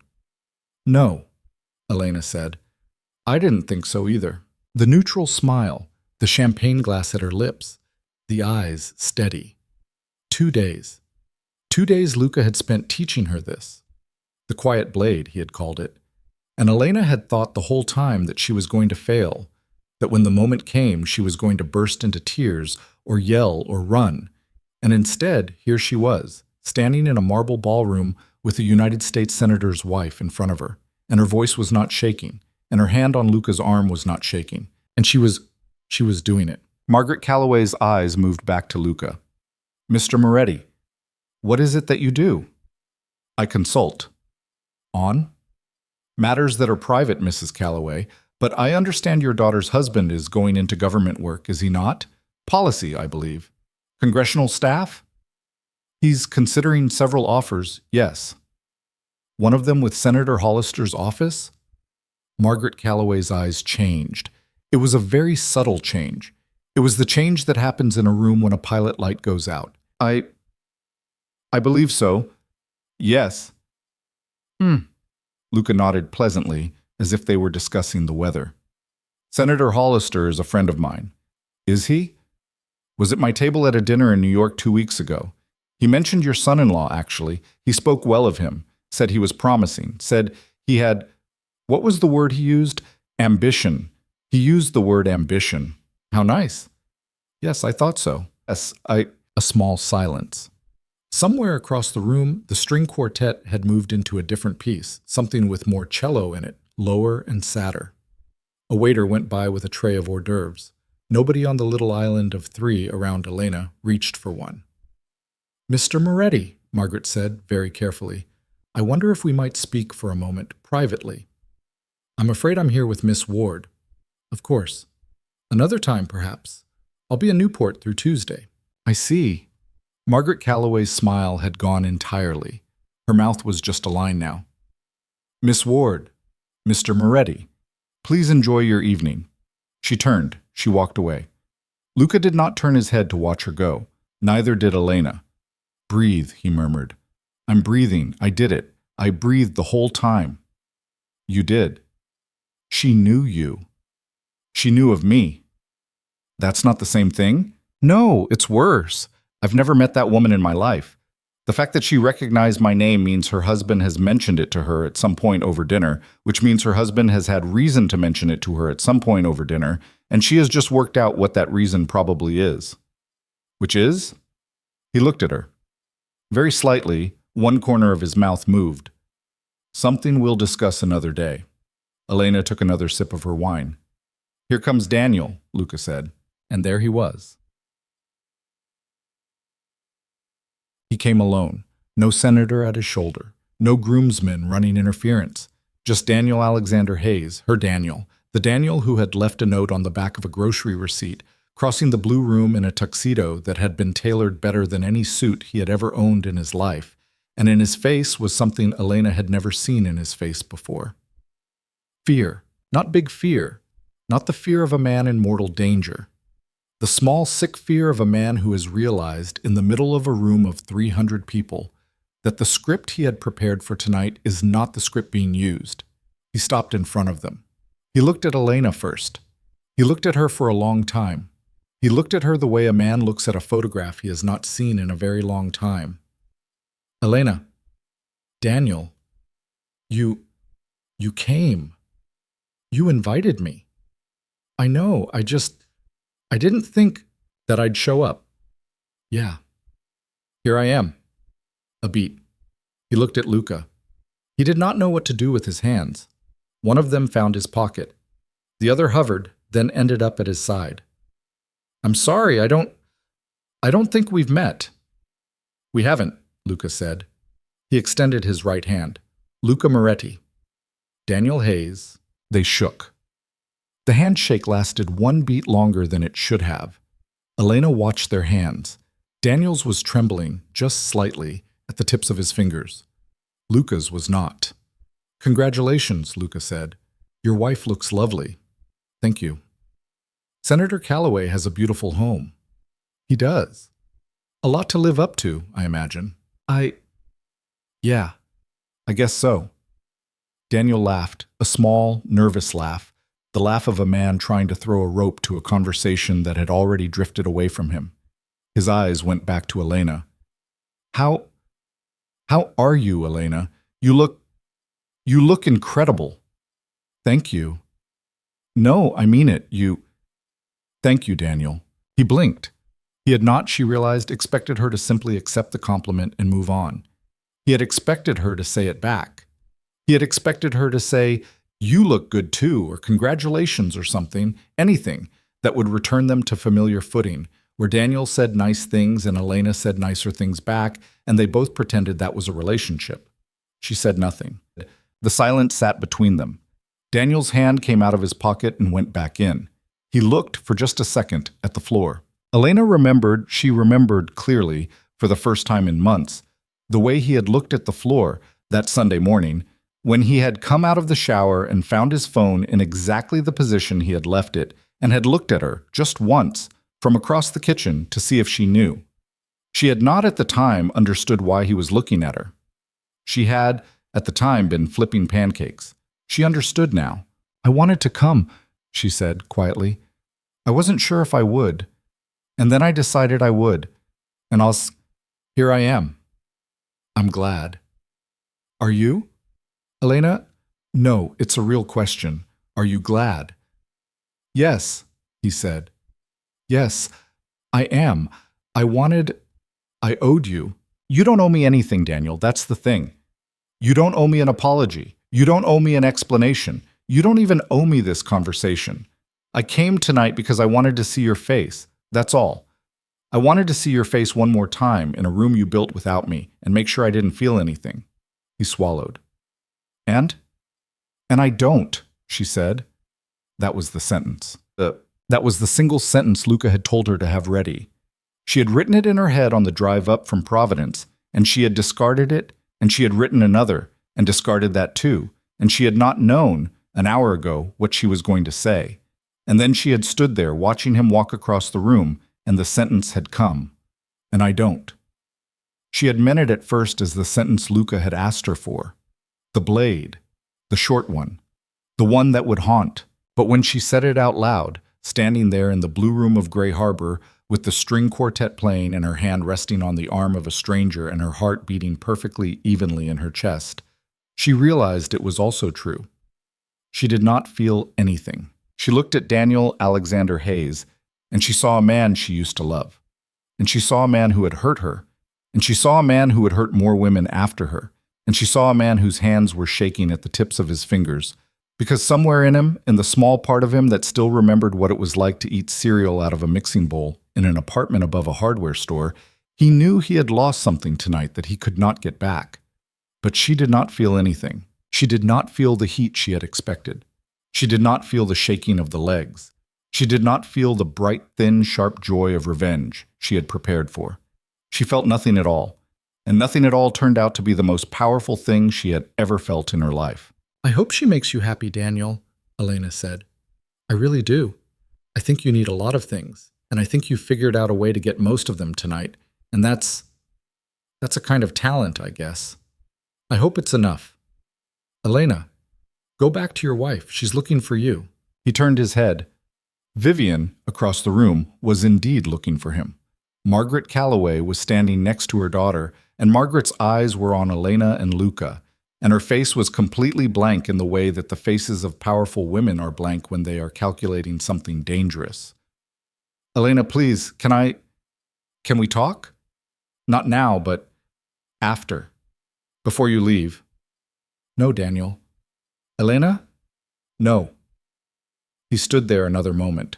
His mouth opened, closed, opened again. I'm sorry, he said. I know. I am. I know you are, Daniel. Go. Your wife is waiting. He looked at Luca. Luca, who had not spoken in several minutes, simply nodded, very slightly, in a way that was not hostile and was not friendly and was simply, somehow, final. Daniel Alexander Hayes walked away. He walked the length of the blue room like a man who had aged 4 years and 4 minutes. Elena watched the back of his head until he reached his bride. Vivian said something. Daniel said something back. Vivian laughed, small and silvery, and took his arm, and the wedding went on. Outside, Luca said. What? I need you outside for 5 minutes. He guided her, not urgently, but firmly, his hand just barely at the small of her back, out of the blue room and across the foyer and through a side door she hadn't noticed before, onto a terrace that overlooked the cliff. The wind off the ocean was sharp and cold. Her dress moved in it. Below them, very far below them, the Atlantic rolled against the rocks in long, slow curls of white. She stood at the balustrade and she breathed. She breathed, and she breathed, and she breathed, and she did not cry, and she did not laugh, and she did not speak. And for a very long time, Luca did not speak either, because he was smart enough to know that this was a silence that did not need company. Finally, without turning, "Is it done?" "It's done," he said. He won't come after me?" "He will try. He'll write you an email in 2 weeks. You don't have to read it. I'd recommend you don't." "And her? The mother?" He was quiet for a moment. "She won't come after you either," he said. "She'll come after me." "Will she find you?" "No." Elena nodded. The wind lifted a strand of her hair. She pushed it back. "Luca." "Yes." "Something happened to me in there when I said it. When I said I don't." "I know." I don't know how to describe it. You don't have to describe it now, describe it later. Or not at all. It's yours." She turned to look at him. He was standing a few feet away from her, hands in his pockets, the wind pushing the lapel of his tuxedo. He was looking out at the water. He was not looking at her. It was the first time all evening he had not been watching her face. "Why did you do this?" she said. "Really?" He didn't answer for a long time. Then he said, without turning, "I'll tell you in the car." She nodded. The wind came up off the water. Somewhere behind them, in the ballroom, a man was announcing dinner. The string quartet was changing pieces. 312 guests were beginning to move toward their assigned tables, and one of those guests was a groom who would not eat more than 4 bites of his dinner that night, and who would, for reasons he would not fully understand for several more months, be a different man in the morning. Elena Ward stood on the terrace of Gray Harbor in a champagne-colored dress, and the wind came off the ocean, and she closed her eyes, and she did not go back inside. She did not go back inside. She didn't go back inside for dinner, and she didn't go back inside for toasts, and she didn't go back inside for the cutting of the cake, or the first dance, or any of the other small ceremonies that were, at that moment, unfolding inside the blue room of Gray Harbor, in a sequence that had been typed into a schedule 3 weeks earlier by a wedding planner in Boston. Luca had offered, quietly, without pressure, to take her back in. She had shaken her head. He had nodded, walked to the edge of the terrace, and pulled out his phone. And she had heard him murmur something to Marco in the car, and 4 minutes later the black sedan had come back up the driveway, and the valet had brought her coat, And that was that. She left her ex-boyfriend's wedding without eating a single piece of food. The car pulled out of the Callaway gates at 8:14 in the evening. She had been inside the house for exactly 51 minutes. For the first several miles, neither of them spoke. Marco kept the radio off. The highway south out of Newport was black and slick, and the streetlights made long yellow streaks on the windows. Elena had her hands folded in her lap the same way she'd held them on the way in, only now her knuckles weren't white. She watched her own hands as if they belonged to somebody else. "Are you hungry?" Luca said finally. "I don't know." "You haven't eaten since lunch." "I don't know if I'm hungry." "Marco, there's a diner on the 138, exit 9. Does coffee, does breakfast 24 hours. Let's stop." "Yes, sir." Elena turned her face toward him. "A diner. Too soon?" "I work in a diner." "I remember. But this one has a patty melt I've been thinking about for 6 months, and you need to eat something before the adrenaline wears off. Because if you don't, you're going to be sick in the morning." "You're taking me to eat a patty melt after I left my ex's wedding. If you'd rather go somewhere else, we can." "No." She laughed once, and it surprised her. "No, a diner is perfect." "Good." They drove. Her reflection in the window looked like a stranger. The champagne-colored silk at her shoulders, the pendant at her throat, the way her hair had been pinned up by a woman in a Providence salon earlier that afternoon, in a style that Elena would never, in her normal life, pay anyone to produce for her. The woman in the window did not look like the woman who worked at Rosie's. The woman in the window did not look particularly like anyone Elena Ward had ever been. But her hands in her lap were her hands, and the tired ache starting in the small of her back was her ache, and the hunger now that she was looking at it was her hunger. A dull, ordinary, human hunger, the kind you got after a long day. She had been somebody else for 51 minutes. She was coming back now. "Luca?" "Yes." "You said you'd tell me in the car." He did not pretend to have forgotten. He looked out his own window at the stream of streetlight. "I did say that." "Well, here we are." In the car. He was quiet for a long moment. She saw his reflection in the glass, the slight pull at the corner of his mouth, the way his eyes went, just briefly, unfocused. "There's a real answer and a longer one," he said. "Which do you want?" "Both. The real answer is the one I told you in the diner. I had a sister. She got an invitation like yours. She didn't go. It ate her for the rest of her life. When I saw that envelope on your corkboard, I didn't plan to say anything. I was going to eat my pancakes and leave. And then I watched you walk past it, and I couldn't do it. That's the real answer." "And the longer one?" "The longer one is that I had been in Rhode Island 3 days earlier than I needed to be. I had finished the thing I'd come up to do. I was killing a morning before a flight out of Providence on Friday afternoon. I drove past your diner because the GPS routed me past it. I stopped because the coffee at the hotel was terrible. If any one of those things had gone slightly differently, I wouldn't have walked in, and you'd be home tonight." Elena was quiet. "You're saying it was luck. I'm saying it could have gone another way." "That's not the same as luck." "No," he admitted. "It isn't." The car slowed, took an exit ramp, and rolled into the parking lot of a low, flat-roofed diner with a pink neon sign that read, "Maggie's" in cursive. The O in Maggie had gone out at some point in the last decade and never been fixed. 2 pickup trucks and an old Buick sat under the lot lights. A sticker on the door said, "Open 24 hours," and another one said, "No shoes, no shirt, no service." And a third one, hand-lettered, said, "We do not split checks at this time." Luca looked at her.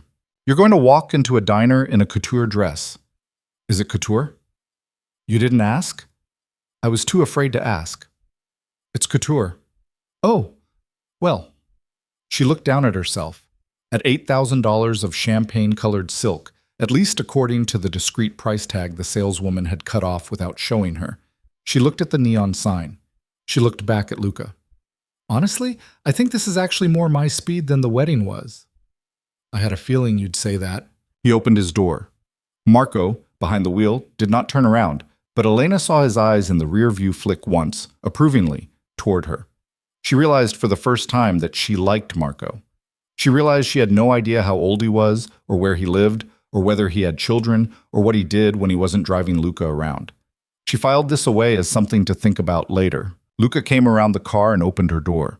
She stepped out, and this time, without meaning to, she stepped out with her left foot first because she wasn't performing anymore, and it didn't matter, and nobody was watching. They went inside. A bell jingled over the door.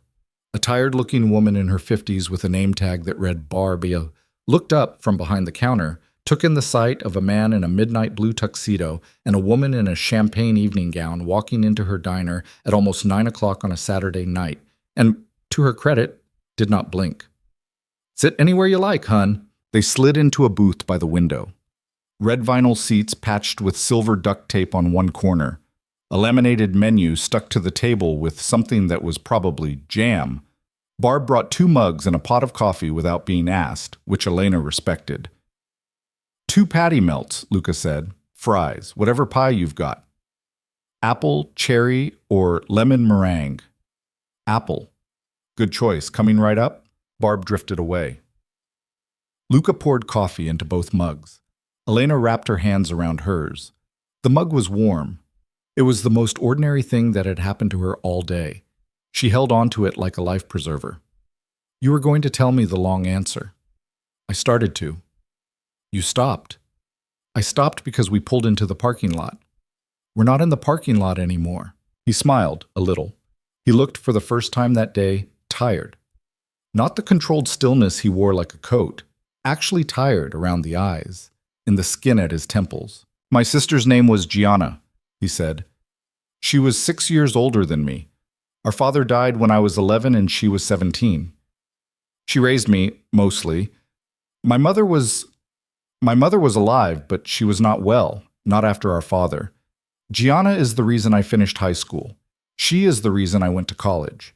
She put me through college by working 2 jobs and never, in 4 years, bought herself a new pair of shoes. I owe her everything I am. And when she was 30 years old, she was engaged to a man named Anthony DeLuca, who everyone in the neighborhood thought she was going to marry. And 3 months before the wedding, he called it off.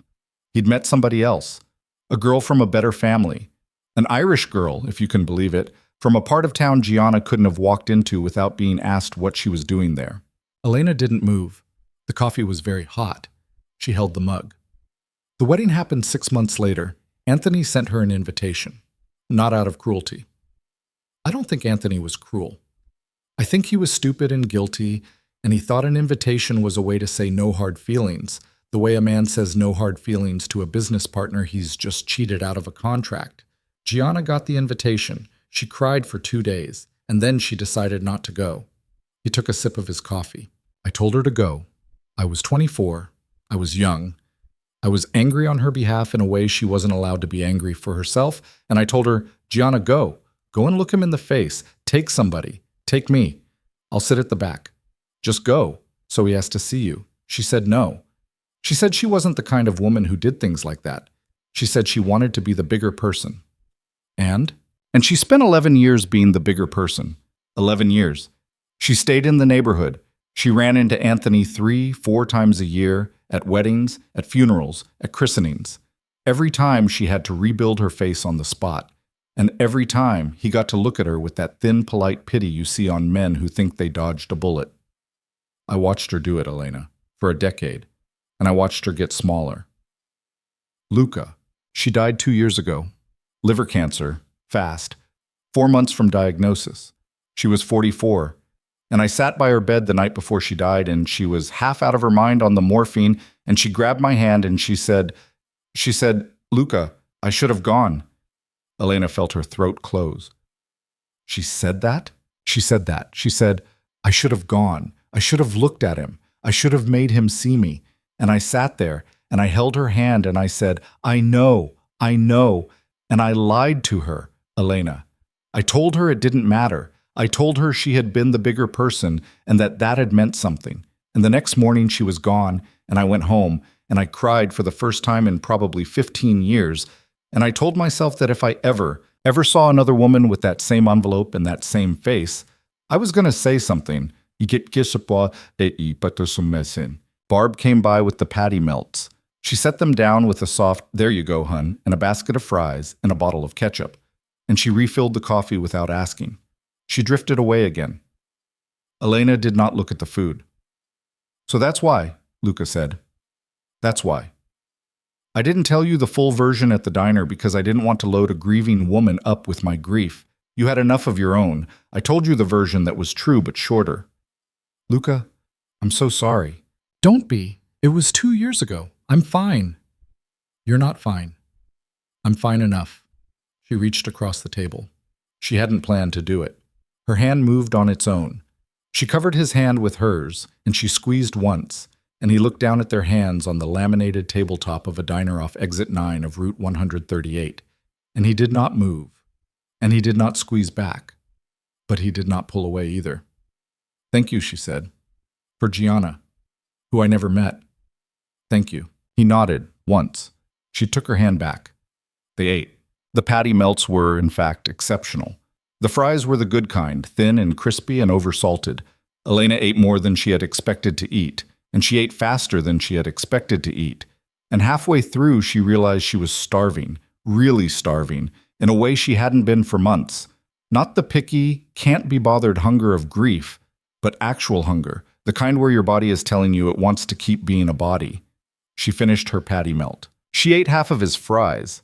When the pie came, she ate a third of the piece before she remembered she was supposed to be sharing it with him. I'm sorry, Eat the pie, Elena. She ate the pie. When she was done, she pushed her plate away and she leaned back against the red vinyl booth, and for the first time since she had opened a cream-colored envelope on a Tuesday morning 11 days earlier, she felt quiet, not happy, not whole, but quiet, in a way she had forgotten she was allowed to be. Can I ask you something? She said. Yes. What you said to Margaret Calloway, about Senator Hollister, about Daniel and the policy job. Yes. That wasn't small talk, was it? He looked at her across the table. He was very still. His face had gone back to the face she was learning to read. Not hiding, exactly, but not volunteering. No, he said. It wasn't small talk. What did you do? I made a phone call on Thursday. And? The offer to Daniel from Senator Hollister's office is going to be withdrawn on Monday morning. Quietly. No scandal. Nobody will ever know it was withdrawn. It just won't be offered. Daniel will find out in approximately 9 days when he expects a follow-up call that doesn't come, and then in 14 days when the job gets filled by somebody else, and then in about 3 weeks when he realizes that the other 2 offers he thought he had are also not going to materialize. All of them. Because of you. Because of a phone call I made on Thursday afternoon. Elena stared at him. Luca, I told you at the beginning, I said no funny business. I said I didn't want anyone hurt. I didn't hurt him, Elena. You took his career. I took 3 job offers. He has a law degree from a good school and a father-in-law who's a United States senator. He'll find another job. He's not going to be on the street. He's going to be in a slightly worse law firm than he wanted to be in. And he's going to spend the next 2 years of his life wondering why certain doors didn't open, and he's never going to figure out why. That's all? Why? Because, Elena. Because why? He set his fork down. He laced his fingers on the table. Because, he said, slowly, a man who does what Daniel Hayes did to you should not walk away from it into a life that is better than the one he left behind. He should not be rewarded for leaving. That is a very simple principle, and I happen to believe in it, and I was in a position to enforce it, and I did. That's all. You had no right. I know. You had no right to do that without telling me. I know. I should have told you. That was the line, and I crossed it. I thought about telling you in the hotel yesterday, and I decided not to because I thought you might ask me not to do it, and I didn't want to have to choose between your wishes and what I thought was right. That was my mistake, and I'm sorry. You're apologizing. Yes. You're apologizing because I'm upset. You're not apologizing because you think you were wrong. A long beat. No, he said. I'm apologizing because I broke a promise. I'm not apologizing because I think I was wrong. Elena pushed her plate further away from her. Her hands were shaking a little, not from the adrenaline of the wedding, but from something else, something harder to name.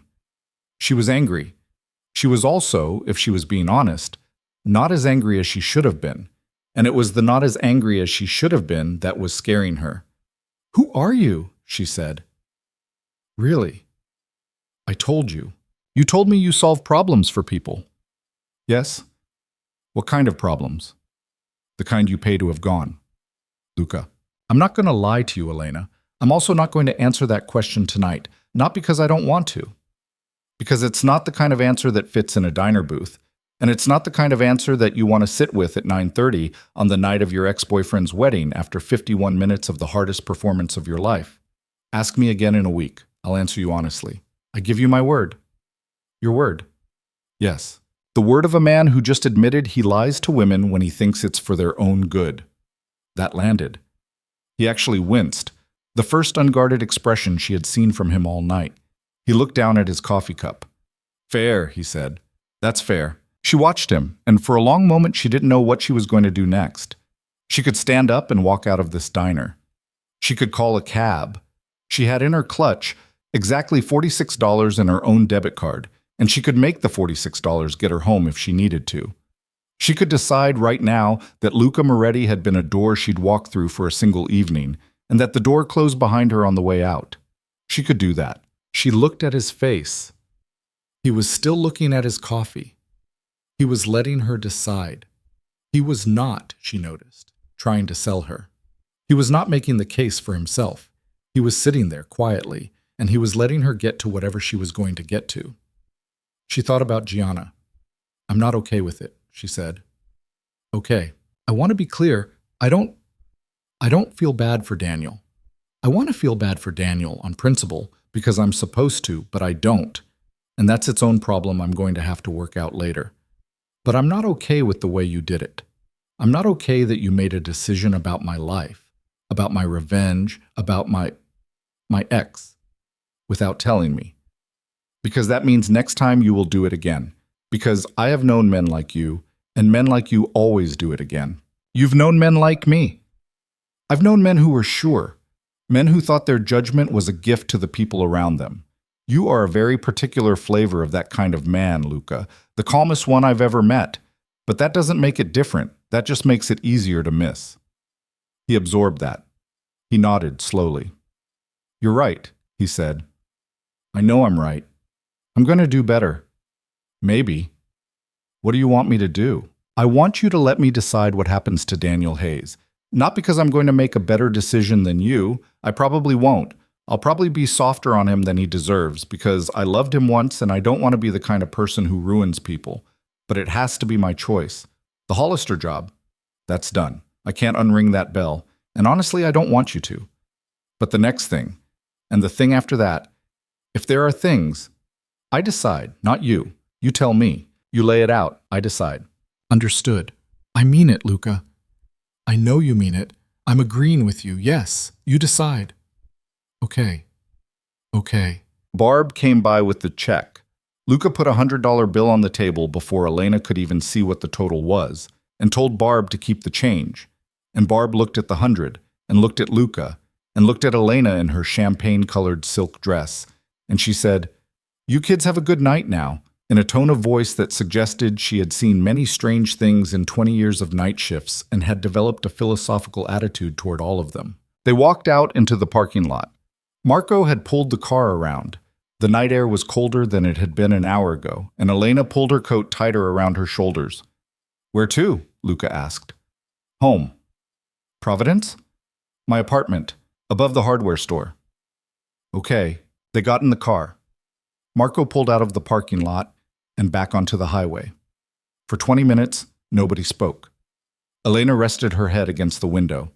The champagne she had drunk at the wedding, the coffee she had drunk at the diner, the adrenaline and the food and the exhaustion, they all settled onto her at once, pressing her down into the leather seat, and she closed her eyes, and she did not sleep, but she was very close to it. Elena. She opened her eyes. I'm going back to Boston tomorrow morning. I have a thing on Monday and I want to be there Sunday night. Okay. I'd like to see you again, if that's something you want. She considered. She considered for a long time while the car rolled down Route 138 and the lights came and went on her face. I don't know what I want, she said. Honestly, I don't. Okay. I'm not saying no. Okay. I'm saying I don't know yet. I need to wake up in my own bed tomorrow, and I need to look at my own ceiling, and I need to figure out what tonight was, for me. And I can't do that in the next 10 minutes. That's reasonable. Can I call you in a week? Like you said. Call me whenever you want. You won't. She hesitated. You won't disappear? You're not going to vanish because I didn't fall into your arms at the end of the night? He looked at her, really looked at her, for a long second. And in the dark of the car, his eyes looked less composed than they had all evening. They looked something she didn't have a word for. Tired, honest, a little bit scared. I'm not going to disappear, Elena. Promise. I promise. Your promises have a mixed record tonight. I know, but I promise. She nodded, and she put her head back against the window, and she closed her eyes again. The car pulled up in front of the hardware store at 11:47 in the evening. The streetlight outside her apartment had been flickering for 2 weeks, and it was still flickering. Somewhere down the block, a dog was barking. The hardware store's security gate was down, which meant the owner, a man named Carl, who had rented her the upstairs apartment for 9 years and who had told her 8 months ago, when he'd noticed Daniel's truck was gone, that the first one out the door is usually the one with worse aim, which was the kind of homespun Carl wisdom she had never been able to translate into English, but had, nonetheless, appreciated. Marco killed the engine. Luca got out, came around, opened her door. She stepped out. Her feet in their borrowed heels hit the sidewalk, and she felt for the first time all night how much her feet hurt. Do you want me to walk you up? Luca said. No. Okay. It's okay. I didn't expect you to. She stood there on the sidewalk. The wind had come all the way down from Newport with them, it seemed. Or maybe it was just the wind of small-town Rhode Island at midnight in February, which was the same wind regardless of where you stood in it. Her breath fogged. Her fingers, in their thin gloves, had gone numb. Luca. Yes. Thank you. You don't have to thank me. I do, though. Not for the Daniel thing. I'm not thanking you for that, but for the rest of it. For the dress. For making me walk in a straight line. For eating a patty melt with me. For telling me about Gianna. I don't know what this was, but I'm thanking you for it. He looked at her. He looked at her the way he had looked at her across the booth at Rosie's, 4 days and what felt like 400 years earlier, when he had asked her if she was planning to go to the wedding. You did it yourself, Elena, he said. I put you in a dress. You did the walking. Maybe. Not maybe. You did. She smiled. It was a small, tired smile. It felt, for the first time in a long time, like it had arrived at her face from somewhere true. Good night. Good night. She turned. She walked to the door next to the hardware store, the narrow door that led up the stairs to her apartment, and she unlocked it. She did not turn around. She did not watch him get back in the car. She heard the sedan pull away behind her, and she went inside, and she climbed the stairs one at a time in the heels, and she unlocked her apartment, and she stepped inside, and she closed the door, and she leaned her forehead against it for a long time without turning on the light. Then she reached up and unpinned her hair. She stepped out of the heels. She walked barefoot across the cold wood floor to the kitchen. She took off the borrowed pendant and set it on the counter. She poured herself a glass of tap water, and she drank the whole thing standing at the sink. She looked at her reflection in the dark window over the sink, a small woman in a couture dress in a kitchen with a chipped counter and a leaking faucet, and she realized she was not crying. She had expected to cry. She had assumed she would cry. Every plan she had made for this evening had ended with her crying. She wasn't crying. She walked to the bedroom. The wedding invitation was still propped on the dresser where she had left it 6 days earlier. She picked it up. She weighed it in her palm. She did not tear it up. She did not throw it out. She opened the top drawer of the dresser, and she put the invitation inside, face down, next to a pile of old receipts and a photo of her grandmother and a cheap lighter she hadn't used since college. She closed the drawer. Then she got out of the dress. It took her almost 20 minutes. The zipper was on the side, and the hooks at the top were small, and her hands were tired, and twice she stopped because she was not certain she wasn't going to cry after all. But she didn't cry. She got the dress off. She hung it up on the back of the closet door very carefully, because Luca had told her that the boutique was going to send someone for it tomorrow afternoon, And she did not want to be the woman who returned a borrowed couture dress in a ball on the floor. She put on an old t-shirt. She put on sweatpants. She climbed into her bed, and her bed smelled like her bed, like the laundry detergent she had used for 9 years. And she lay on her back, and she looked up at the water stain on the ceiling that was shaped like Rhode Island. She looked at the water stain for a long time, and then very quietly she laughed. Not at anything in particular, not a good laugh or a bad one, just a laugh. The laugh of a woman who had walked into a ballroom in Newport in a champagne silk dress and walked out 51 minutes later and was now lying in her own sweatpants under her own water-stained ceiling, fully aware that whatever was going to happen to her next, she was not the same woman who had laid awake under the ceiling 6 nights before. Her phone buzzed on the nightstand. She rolled over. She picked it up. It was a text from a number with no name attached. Got home. Patty Melt was worth it. Sleep well, Elena. She read it twice. She did not answer. She put the phone face down on the nightstand. She turned off the light. She pulled the blanket up to her chin, and she closed her eyes. And somewhere on a highway between her apartment and Boston, a man in a midnight blue tuxedo was riding in the back seat of a sedan with his eyes closed, letting himself be tired for the first time that day. And neither of them was going to know, for a long time, what the other one was going to become to them. Outside her window, the wind kept on coming, the way wind did in February in that part of Rhode Island, cold off the water, long across the roofs, moving on to somewhere else. Elena Ward fell asleep before midnight for the first time in 8 months. She woke up at 9:17 the next morning, which was later than she had slept in 10 years. The light through the window was the pale gray light of a Rhode Island Sunday in February, the kind of light that didn't commit to anything. For a long minute, she lay there and tried to work out whether the night before had actually happened, or whether she had dreamed it, because the ceiling above her was the same ceiling with the same water stain, and the sweatpants she had on were the sweatpants she'd owned since college, and the body inside the sweatpants was unmistakably the body of Elena Ward, waitress, 29, of a small town in Rhode Island. Then she turned her head and she saw the champagne-colored dress hanging on the back of the closet door, and she remembered. She got out of bed slowly. Her feet were sore in places she hadn't known feet could be sore. She walked into the kitchen and she made coffee, real coffee, from the drip machine she'd had since she was 23. And while it brewed, she went to the front window and looked out at Main Street. Carl was already opening the hardware store.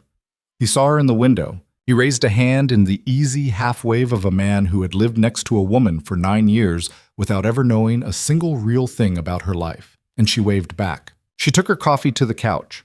She sat down. She picked up her phone. The text from Luca was still there. Got home. Patty Melt was worth it. Sleep well, Elena. She read it again. She did not answer it yet. Instead, she scrolled up through 8 months of messages she had not deleted. The last few from Daniel, the silent thread that had stopped mid-sentence on a Tuesday afternoon in June when he had texted picking up dinner. What do you want? And she had answered, anything is fine, babe, and he had answered K, and then, for the next 24 hours, nothing. And then, on Wednesday morning, the note on the back of the grocery receipt. She read her own, anything is fine, babe, 3 times. She thought about this woman who had typed that. She felt, for the first time in months, a small kind of tenderness toward her. Poor girl. She hadn't known. She put the phone down. She drank her coffee. She watched the light change in the room. And then, because she had to start somewhere, she called her mother. Elena, oh, honey, I was going to call you. Did you? I went, Mom. There was a long silence on the other end. You went. I went. To Daniel's. Yes. Oh, Elena, it was fine. It wasn't fine. Don't tell me it was fine. How can it have been fine? It was fine, Mom. I'm telling you, I'm home. I slept. I'm having coffee. I'm fine. Who did you go with? Elena hesitated. A friend. Elena. A new friend. Elena Marie Ward. Mom, I promise. I will tell you the whole story. I will. Just not today. Today I just wanted you to know that I went and I'm okay, and I don't think I'm going to feel bad about it. Not the way I thought I would. Her mother was quiet. Honey? Yes. I'm proud of you. Mom, no, listen. Listen to me. I wanted to tell you not to go. I almost called you 20 times last week to tell you not to go.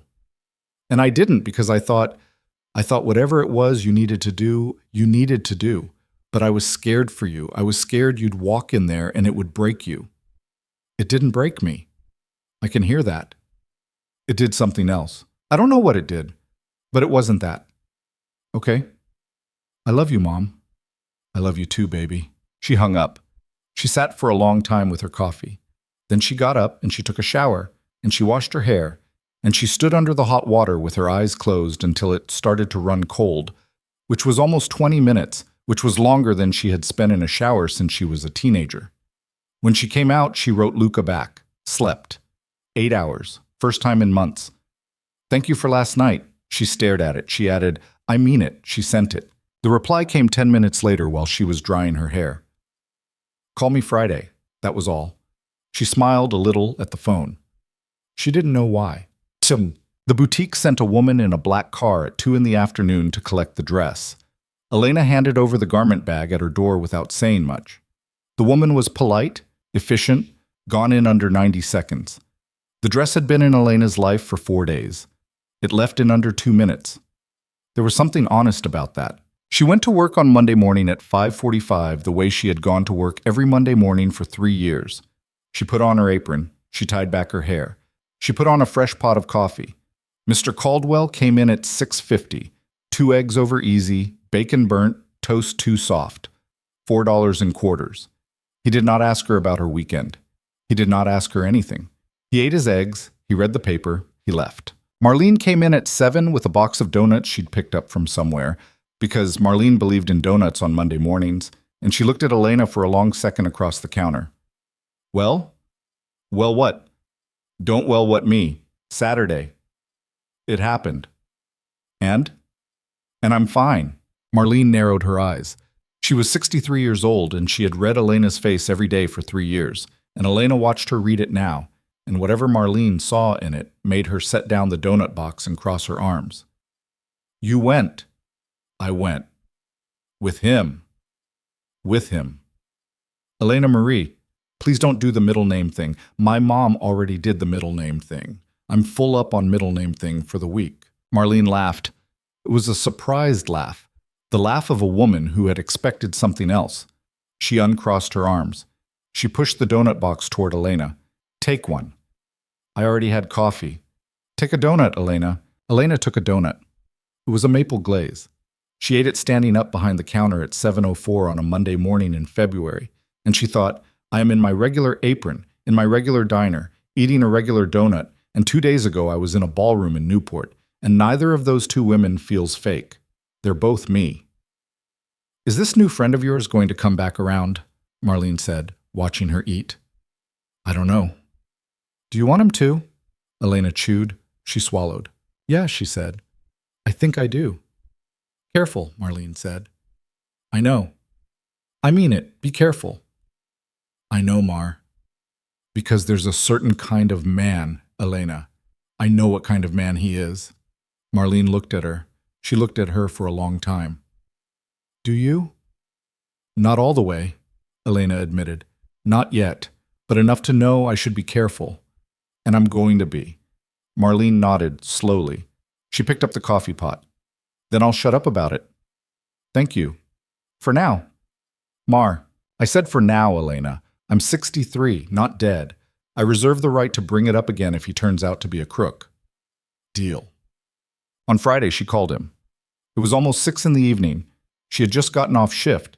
She was sitting on her couch, in her sweatpants, with a glass of cheap red wine in her hand, and her hair was still damp from the shower.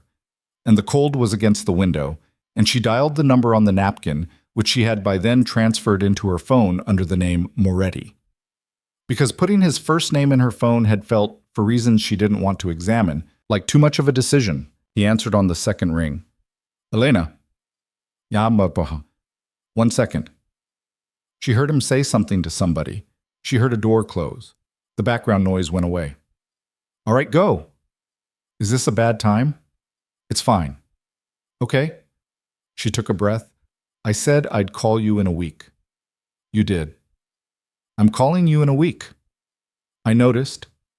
You said you'd answer the question honestly. Who you are, what you do. A pause. I remember. I want to know. I thought you might. I'm not saying I'm going to like the answer.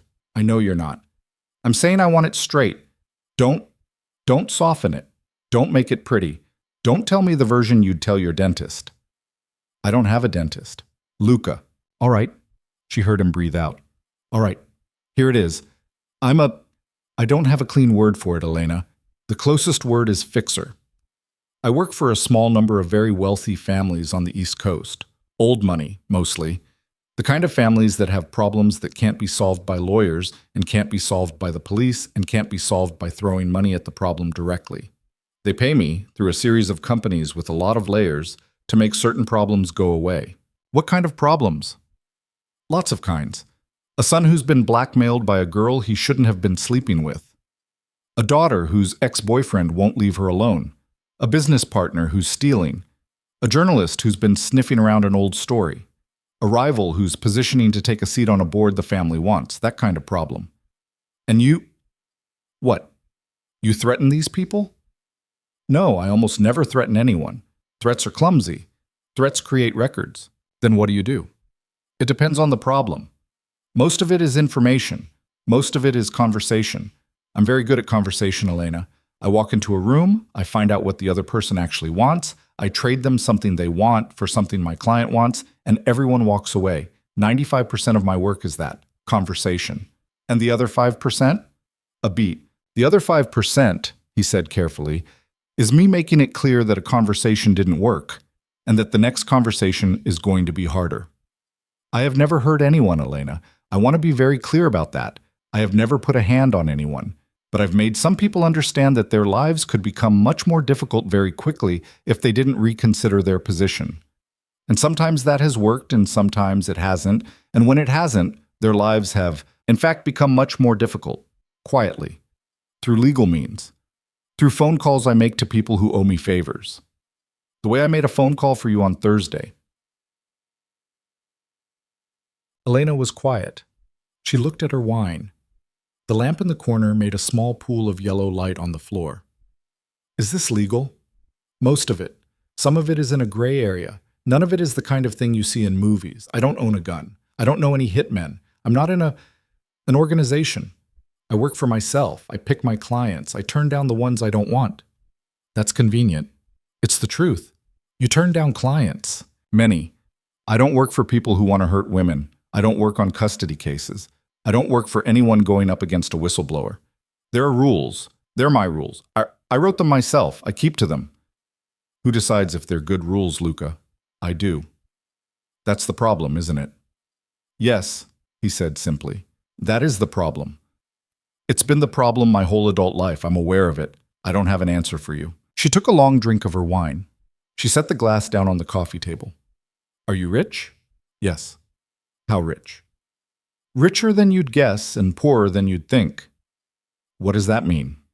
It means I have more money than I will ever spend, and I have less money than the people I work for, and I will never in my life close the gap between those two, because the gap is the size of whole countries. So why do it? A pause. A long one. She heard him set something down. A glass, she thought. Boop. Because I grew up without it, he said. Because my father died when I was 11, and we lost our apartment, and my mother and my sister and I lived for a year in my uncle's basement in New Jersey, and I slept on a cot next to a water heater, and I remember, Elena, I remember the exact smell of that basement. I can still call it up, that mildew and gasoline smell. And I swore to myself that I was never going to be that small again. And I meant it, and I have become, through a series of choices I won't defend to you, a man who will never be that small again. It is the honest answer. I'm not proud of all of it, but it's the answer. She didn't say anything for a while. Luca? Yes. Do you lie to the people you love? That's a hard question. No, it's not. It is actually, because the honest answer is that I haven't loved very many people in my life, and the ones I have loved I have mostly told the truth, and the lies I've told them have been lies about my work, lies to keep them safe. Lies I thought were for them, which is the same thing you did to me on Thursday. Yes, you see the pattern. I see the pattern, Elena. I am aware of the pattern. I have spent most of the week thinking about the pattern. That's why I agreed to what you said at the diner. That's why, if you're asking me whether I want to be the kind of man who lies less, the answer is yes. I do. I want to be the kind of man who lies less. I haven't figured out how yet, but I want to. She pressed her palm against her forehead. She closed her eyes. Luca, this is a lot. I know. I'm a waitress in a diner. I'm not equipped for this. You're not a waitress in a diner. I am. Literally. That's my job. That's your job. It is not what you are. Don't do that. Don't do what? Don't do the flattery. Don't try to reframe me. I am a waitress in a diner. That is a fact. That is not an insult. That is my life. And I'm telling you that someone whose life that is not equipped to date, to be involved with, a man who does what you do. I'm not asking you to date me, Elena. She opened her eyes. You're not? No, I'm not asking you to date me. I'm asking whether you want to see me again. That is not the same thing. I know the difference. I'm not going to pretend I don't feel the difference, but I'm not asking you tonight to be my girlfriend. I'm asking you to have dinner with me sometime in the next month, somewhere quiet, and we'll talk. And I'll answer your questions, and you'll answer mine. And at the end of it, we'll know more than we do now. That's all I'm asking. Elena was quiet. That's all you're asking. That's all I'm asking. And if at any point between now and then you decide you don't want to, you call me and you say, Luca, I don't want to, and that's the end of it. No argument, no second phone call. I disappear. You never hear from me again. You'd do that. I would do that. Even though, especially because, yes. She thought about it. She thought about Gianna, who she would never meet. She thought about her mother, who had been braver on the phone than Elena had expected. She thought about Marlene saying be careful and meaning it. She thought about her own face in the dark window over the kitchen sink at midnight, looking back at her, not crying. She thought about Daniel Alexander Hayes, who right now, at 6:27 in the evening on a Friday in February, was sitting somewhere, she didn't know where, she wasn't going to look, with a new wife and an old ring and a week-old marriage, and if Luca had told her the truth, no idea yet that his life was about to become much harder. She thought about what she had felt on the terrace at Gray Harbor, not revenge. The other thing, the quiet thing, the thing that was hers. Dinner, she said. Dinner. Somewhere quiet. Anywhere you like, you pick. It doesn't have to be fancy. I like the diner on the 138. You did? Genuinely, that was a good patty melt. She laughed. It surprised her, how easy the laugh came. Let me think about where, she said. Give me a week. A week. I'll call you. Call me whenever. Luca. Yes.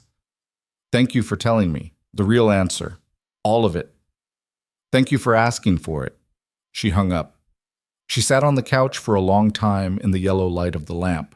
She drank the rest of her wine. She realized she was not going to cry about this either. She was, she thought, maybe becoming a person who cried less. Not because she was colder, because she was finally no longer scared of what she was feeling. Damn, what happened in the months that followed did not happen all at once. It happened in the way real things happen, the way a season turns, the way a body heals, the way a street in a small town slowly changes without any one person noticing until one day you look up and the hardware store is painted a different color. She saw him for dinner 3 weeks later at an Italian place in Providence that she had chosen because she had always wanted to try it and had never had the money. He did not try to pay for the whole meal. He paid for his half, and he let her pay for hers because she had told him on the phone beforehand that she wanted it that way, and he had respected that without making it a thing. They talked for 4 hours.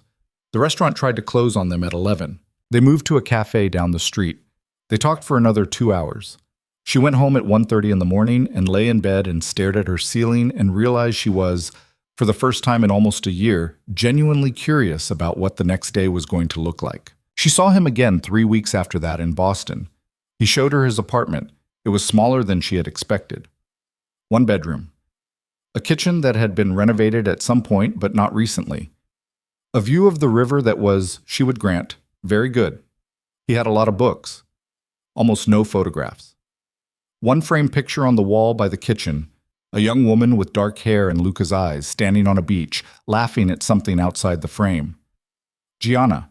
Elena stood in front of the photograph for a long time. She did not ask. He did not explain. He made her pasta. Badly, overcooking it by 2 minutes, the sauce a little thin. And she teased him about it, and he laughed, really laughed, in a way she had not heard him laugh before. It was a younger sound than his speaking voice. She filed it away. She told Marlene about him in small pieces, over months, over coffee breaks, at the end of late shifts. Marlene listened. Marlene asked good questions. Marlene eventually said, one Tuesday morning in April, while they were rolling silverware at the counter, "I don't like what he does, Elena." "I don't love it either, Mar. But he's honest with you." "Yes. And he doesn't tell you what to do." "No. And he's not trying to scrub himself clean in front of you." "No." Marlene nodded slowly. She kept rolling silverware. "Then I'm going to reserve judgment," she said. "For now. For now. I'm still 63 and not dead, Elena." "I remember, Mar. About Daniel, Elena heard things. Not from Luca. Luca, true to his word, laid them in front of her and let her decide. In late February, he told her that Margaret Calloway had started asking around about him and about Elena, and that the asking around had gone in directions that were probably going to be unpleasant for certain members of Margaret's extended family who had business interests Luca happened to know about. Elena asked Luca to step back. She said, "I don't need any more of that. I don't want Margaret Calloway ruined. I don't want any of them ruined. Leave them alone, Luca." And he did. He did leave them alone. He told her a few weeks later that he'd let the Margaret Calloway business drop, and she believed him, because by then she had learned that when Luca Moretti said he was going to do something, he did it. And when he said he wasn't going to do something, he didn't. Daniel Alexander Hayes did lose the Hollister job. He lost 2 others, the way Luca had predicted. He took a position at a law firm in Boston that he had not particularly wanted to take, and a little over a year later, he was divorced. That part had nothing to do with Luca. That part, Elena learned through the social pages of a newspaper she had never read before, had to do with the fact that Vivian Calloway had gotten bored, and Vivian Calloway had, as her mother perhaps could have foreseen, made a habit of getting unbored in the usual ways. Elena did not feel triumph when she read about the divorce. She didn't feel sadness either. She felt mostly a tired kind of sympathy for Vivian, who had been 26 when she'd stood at the altar, and who was now 28 and starting over. She felt nothing particular about Daniel. Daniel did write the email. Luca had said 2 weeks. It took him 4. It was long. It said many things. It said, in essence, that Daniel had thought about the wedding every day, that he had been unable to stop thinking about Elena's face, that he had made a mistake, that he wondered if they could have coffee, that he only wanted to clear the air. Elena read it once. She deleted it. She did not reply. Daniel wrote again 6 months later. By that point, he was separated from Vivian. By that point, Elena had been seeing Luca for most of a year, and the seeing had stopped being something she was uncertain about and started being something she woke up grateful for on ordinary mornings. And the second email from Daniel arrived in her inbox the way a weather alert arrives on your phone for a storm that's already passed. She deleted it too. She did not tell Luca. She did not need to. It was not a decision that concerned anyone but her. But Isaki, Mawa. The other thing that happened slowly over those months was that Elena started to do the things she had stopped doing when she was with Daniel. She had once, in college, been a good painter. Not a great one. A good one. She had painted all through her early 20s in the small sunroom of the apartment she and Daniel had shared at first, and she had sold a few pieces at a craft fair in Providence in her 25th summer, and she had thought back then that she might one day make a go of it. Then Daniel had gotten his first real job, and they had moved to a smaller place, and there had been no sunroom, and the paints had gone into a box in a closet, and Elena had not opened the box in 3 years when Daniel had left. She opened the box in March. She set up an easel in the corner of her apartment by the one window that got the afternoon light. She started painting again. She painted badly at first, like a woman who had forgotten how to hold a brush. Then she painted less badly. Then, by late summer, she was painting well enough that a woman who came into Rosie's for breakfast one Saturday morning and who turned out to run a small gallery in the Hope Street district of Providence asked her, after seeing a photograph Elena had pulled up on her phone, whether she might be willing to show some pieces in a group exhibition that fall. She showed 4 pieces. She sold 3 of them. The opening night, Luca came down from Boston in a plain black sweater and a pair of jeans that he had, she was pleased to see, owned for longer than 10 minutes, and he stood at the back of the gallery with a plastic cup of cheap white wine, and he did not try to talk to anyone. She walked over to him after an hour. She asked him what he thought. "I think," he said, "that the one of the woman at the window is the best thing I've seen on a wall in a long time. I want to buy it. You can't buy it. I'm keeping it." "Why?" "Because it's me. It's obvious. Not to anyone else in here." "To me, Luca, that's enough." He looked at her. He took a sip of his wine. "Fair enough." She kept the painting. She still has it, in the apartment she would, about a year and a half after that night, move into with him. Not in Boston, because she didn't want Boston, and not in her old apartment above the hardware store, because it was too small for 2 people who both had things they liked to do. They had found a place in Providence. It was big enough for her to paint. It was small enough that it still felt like an apartment, not a statement. She was 28 when they moved in together, almost 30. He did not propose at the apartment. He proposed on a November afternoon, a little over 2 years after the wedding at Gray Harbor. On a short walk, they had taken along a stretch of beach that was empty because it was late in the year and the wind was too cold. He did not have a speech. He took the ring out of his coat pocket and he stopped walking and he said, "Elena, I think you should marry me." And she stopped too. And she looked at the ring and she looked at him and she said, "I need to think about it. Okay? I'm not saying no. Okay. I'm saying I need to think about it. Take your time." She took 3 days. He did not call her once in those 3 days. He did not text. He let her think. On the 4th day, she called him. She said, "Come down here." He came down. She said yes at her kitchen table. They did not set a date for a long time. When they finally got married, a year and a half later, it was at the city clerk's office in Providence on a Tuesday afternoon, with her mother and Marlene and Luca's closest cousin and a man named Marco as the only guests. She wore a pale blue dress that she had bought off a rack for $160.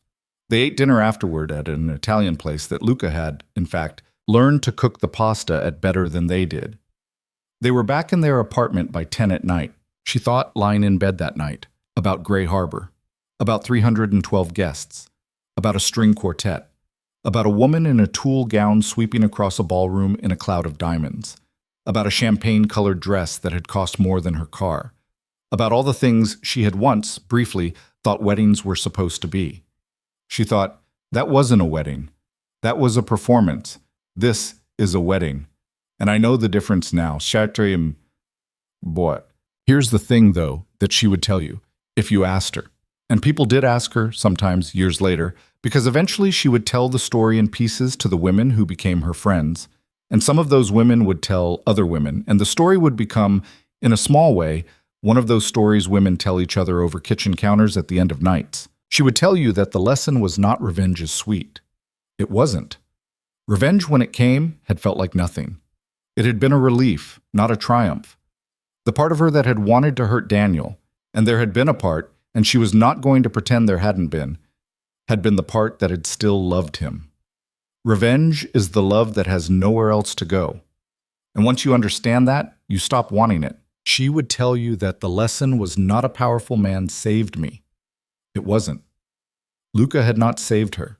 Luca had offered her a dress and an arm and 51 minutes, and she had walked into that ballroom on her own feet, and she had said the sentence she said to Daniel on her own breath, and she had walked back out. What Luca had done was see her, at a moment when she had been invisible to herself, and hold up a mirror. The woman she had become after that was a woman she had built herself. Luca had just been the one who reminded her the materials were there. She would tell you that the lesson, if there had to be a lesson, was that the worst part of being left is not the being left. The worst part is the quiet, slow, invisible work of convincing yourself afterward that you deserved it. That's the real damage. That's the thing that takes years to get out from under. And the only way out from under it is to stop waiting for the person who left to come back and tell you they were wrong. They are never going to tell you. They are going to marry someone else, or they are going to stay alone, or they are going to do whatever they are going to do, and none of it is going to be about you because you are not, and never were, the point of their story. You are the point of yours. She would tell you that she had gone to Gray Harbor expecting to reclaim her dignity from Daniel, and that what had actually happened was that she had discovered, on a terrace above the Atlantic, that he had never had her dignity in the first place. You can't take back what nobody ever had. You can only stop pretending they had it. She would tell you, finally, that what had scared her the most about Luca, in those early months, on the night drives, in the diner off Exit 9, in the long phone call on the Friday when he had told her what he was not who he was. She had understood who he was fairly quickly. What had scared her was who she was going to be in relation to him. She had not wanted to be rescued. She had not wanted to be a project. She had not wanted to disappear into another man's weather the way she had disappeared for 3 long years into Daniel's. She had watched for it. She had watched Luca for the first sign that he wanted her smaller. She had more than once said things to him designed to see how he took being told no. He had taken it well. Not perfectly. Not every time. Not without the occasional stiff silence. Not without once a real fight in a hotel room in Portsmouth that had ended with her sleeping in the bed and him sleeping on a couch. He had taken it well enough. He had taken it like a man who had learned, from losing his sister, that the women in his life were not problems to be solved. And she, for her part, had learned, slowly, in pieces, across the months and then the years, to stop expecting him to fail her. That was maybe the hardest lesson of all. When you have been failed by someone you loved, the failure becomes a room you live in for a long time. Every new person you let near you, you check for the failure. You find it in everything. A late text. A wrong word. A look that reminds you of the old look. You spend years reading new men for the failure of the old one, and you call that being careful. It isn't being careful. It's just being haunted. She stopped being haunted. Not all at once, but she stopped. On a cold evening in late November, about 5 years after the wedding at Gray Harbor, Elena Ward Moretti sat on the back porch of her and Luca's apartment in Providence with a mug of tea in her hands, and she watched the last light go out over the rooftops. She was 34. She had a gallery show coming up in January, her second solo. She had stopped working at Rosie's 2 years earlier. When Marlene had finally retired to move to Florida and the new owner had raised the menu prices, and Elena had realized one morning while wiping down booth 7 that she didn't need the diner anymore, that she had been staying out of loyalty and habit, and that both were fine reasons, but neither was a life. She had cried on her last day. So had Marlene. On the phone, long distance, from a condo in Fort Lauderdale. Mr. Caldwell, who was 81 now, had given her a card that said "Thank you for the eggs, kid," and left a $20 tip instead of the $4 in quarters. Luca was inside on the phone with someone in Washington. She could hear his voice through the glass, low, calm, the voice of a man who was still very good at his work and who was, as he had promised her a long time ago, still trying to be the kind of man who lied less. He had not stopped doing what he did. They had talked about that too. He had offered, once, to stop. She had said no. She had said, "I married you. Not a version of you that doesn't exist. If you want to do less of it, do less of it.